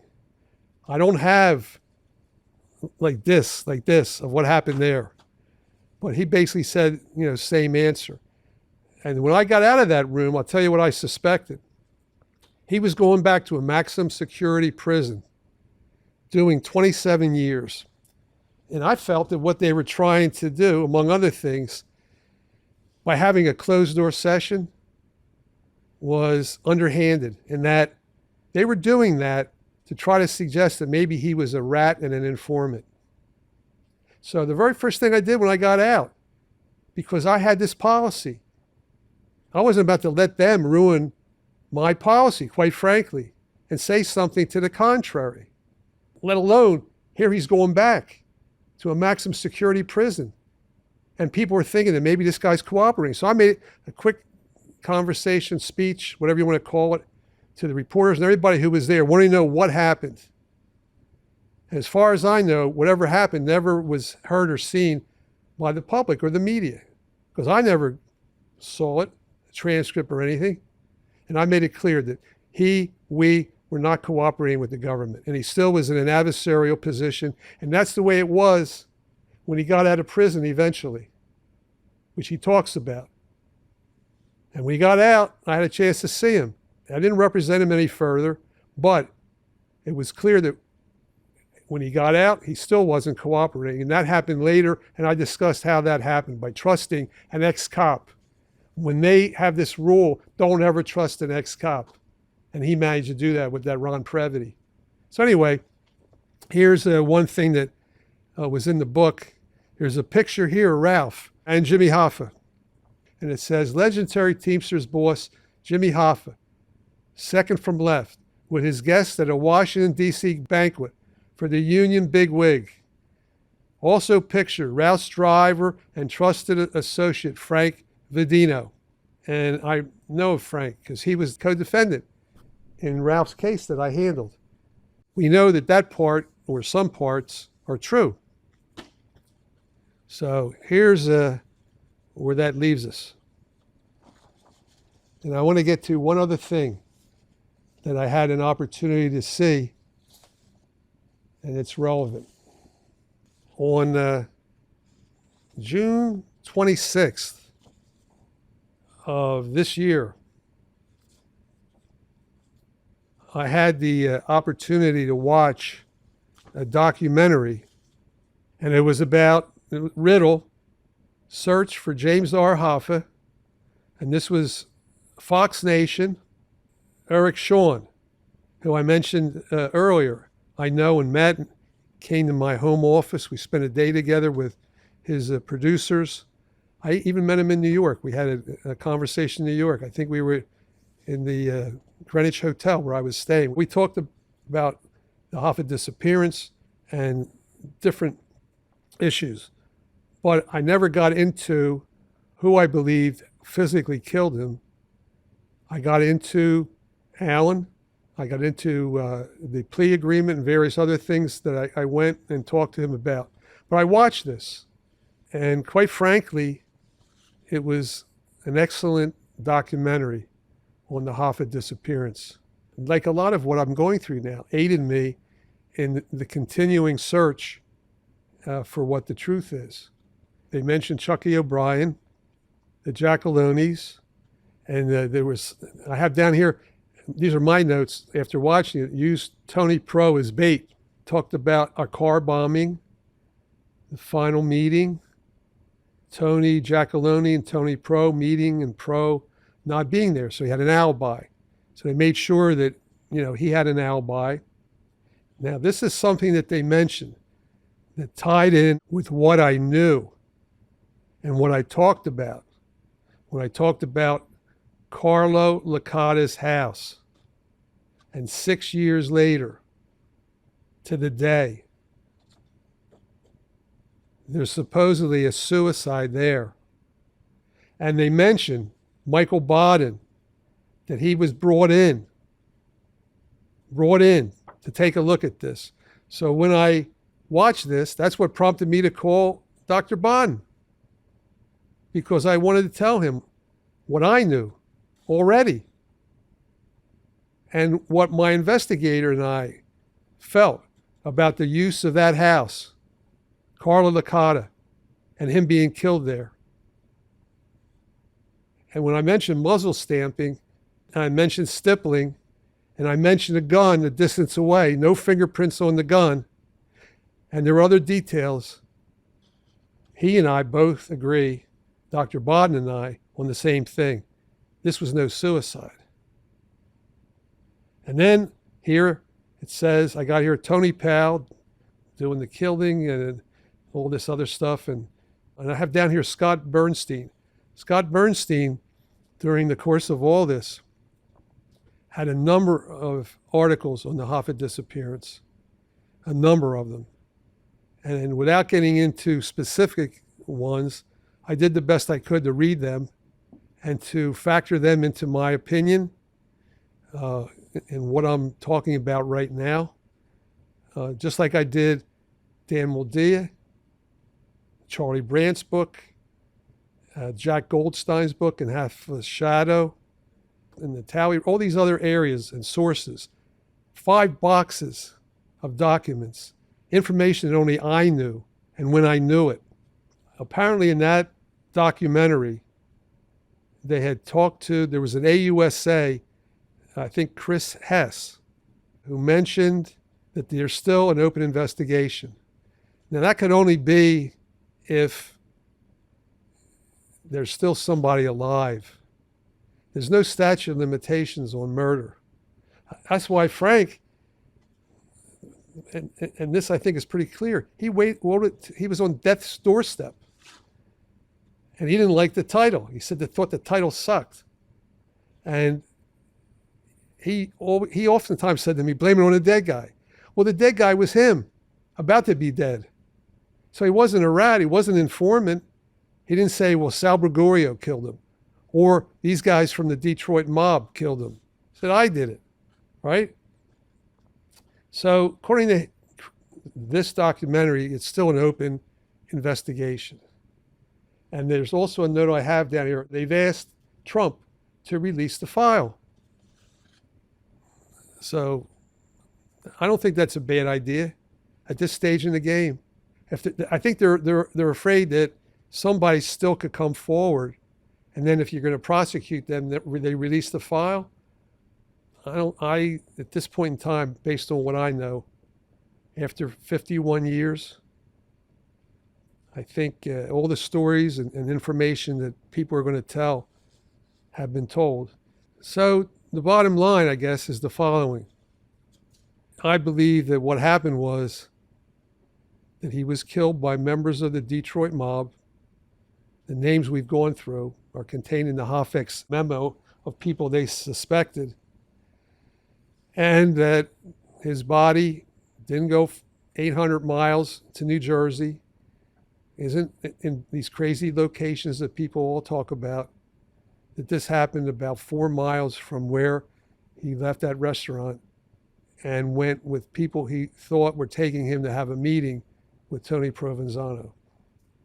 And then ultimately, based on what I believe, when Alan's talking about his body ground up and shipped to Florida, I mean, if Russell Buffalino didn't tell Frank, why in the world would he tell Alan, who's not a made man? They thought maybe they could make him someday. No, he ended up, as I mentioned in an earlier podcast, he ended up being charged, and Frank called it baby rape, with a sexual assault of someone in his family. I don't want to mention her by name. And he got 45 years in the state of Virginia. He said Louisiana in there, and he said the FBI knew about it. And I said, no, the FBI didn't know about it when we had his case and had his trial. That came out later. And someday, anybody wants to debate the propriety of the Federal Witness Protection Program and people getting in and then getting a pass on what they've done and then becoming a prosecution witness or canary, as Mike Malo wrote about, I think there's food for thought on that topic. And that should spawn some discussion. Are you getting your money's worth when you do that? Because they get paid in cash usually, and they get paid by the government. And they don't file, they file taxes. I asked Charlie Allen that one time. He never filed a tax return his entire life. He wouldn't know how to do it. He wouldn't know how to do the math. So that's where I leave this. I've said who I believe was involved. I've provided what I believe the motive was. In some ways, it's very consistent with what the Hoffex Memo said, and I read way back. It's just that they couldn't prove it because they didn't have the witnesses. And that Licata so-called suicide, that definitely sent a message out. And as my investigator came, he gave you other examples of things that they've actually done with regard to that. So that's my belief. And how do I believe it? I believe it more than just a preponderance, which I said in the very beginning, more than the burden in a civil case, far more than that. Not just one grain of sand. I believe it, in my own mind, clear and convincingly. Do I feel I have information and knowledge beyond a reasonable doubt? The kind of doubt that would cause me to hesitate in a matter of serious importance to me?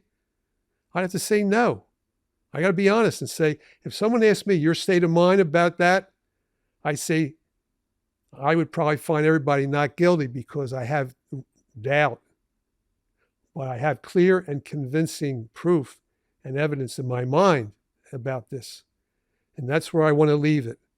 And I would welcome the government and the Trump Justice Department open up whatever else is there. I'd be more than happy to look at whatever they have in their files because I've already looked at thousands of documents. It would just be a few thousand more to filter through all this. So that's about it. I've said my piece. There's going to be more podcasts in the future. The only way there'll be more on Hoffa, something really unbelievably big and new and different is going to have to pop up somewhere. But right now I want to move forward and I want to talk about, and which I'm going to talk about in the next set of podcasts, is I'm going to talk about 2 death penalty cases that I had, and also current day topics. And then the most fascinating white-collar criminal I've represented, where you're going to hear all kinds of stories about him. Thank you for listening to Philly Trial Lawyer Stories. If you want to learn more about me or my cases, go to glennzeitz.com, GLENNZEITZ.com. To contact me, email glenn@gazproductions.com. If you want to support Philly Trial Lawyer Stories, please leave a review wherever you get your podcast. And make sure you tell your friends and family too. Philly Trial Lawyer Stories is hosted by Glenn Zeitz and produced by Studio D Podcast Production.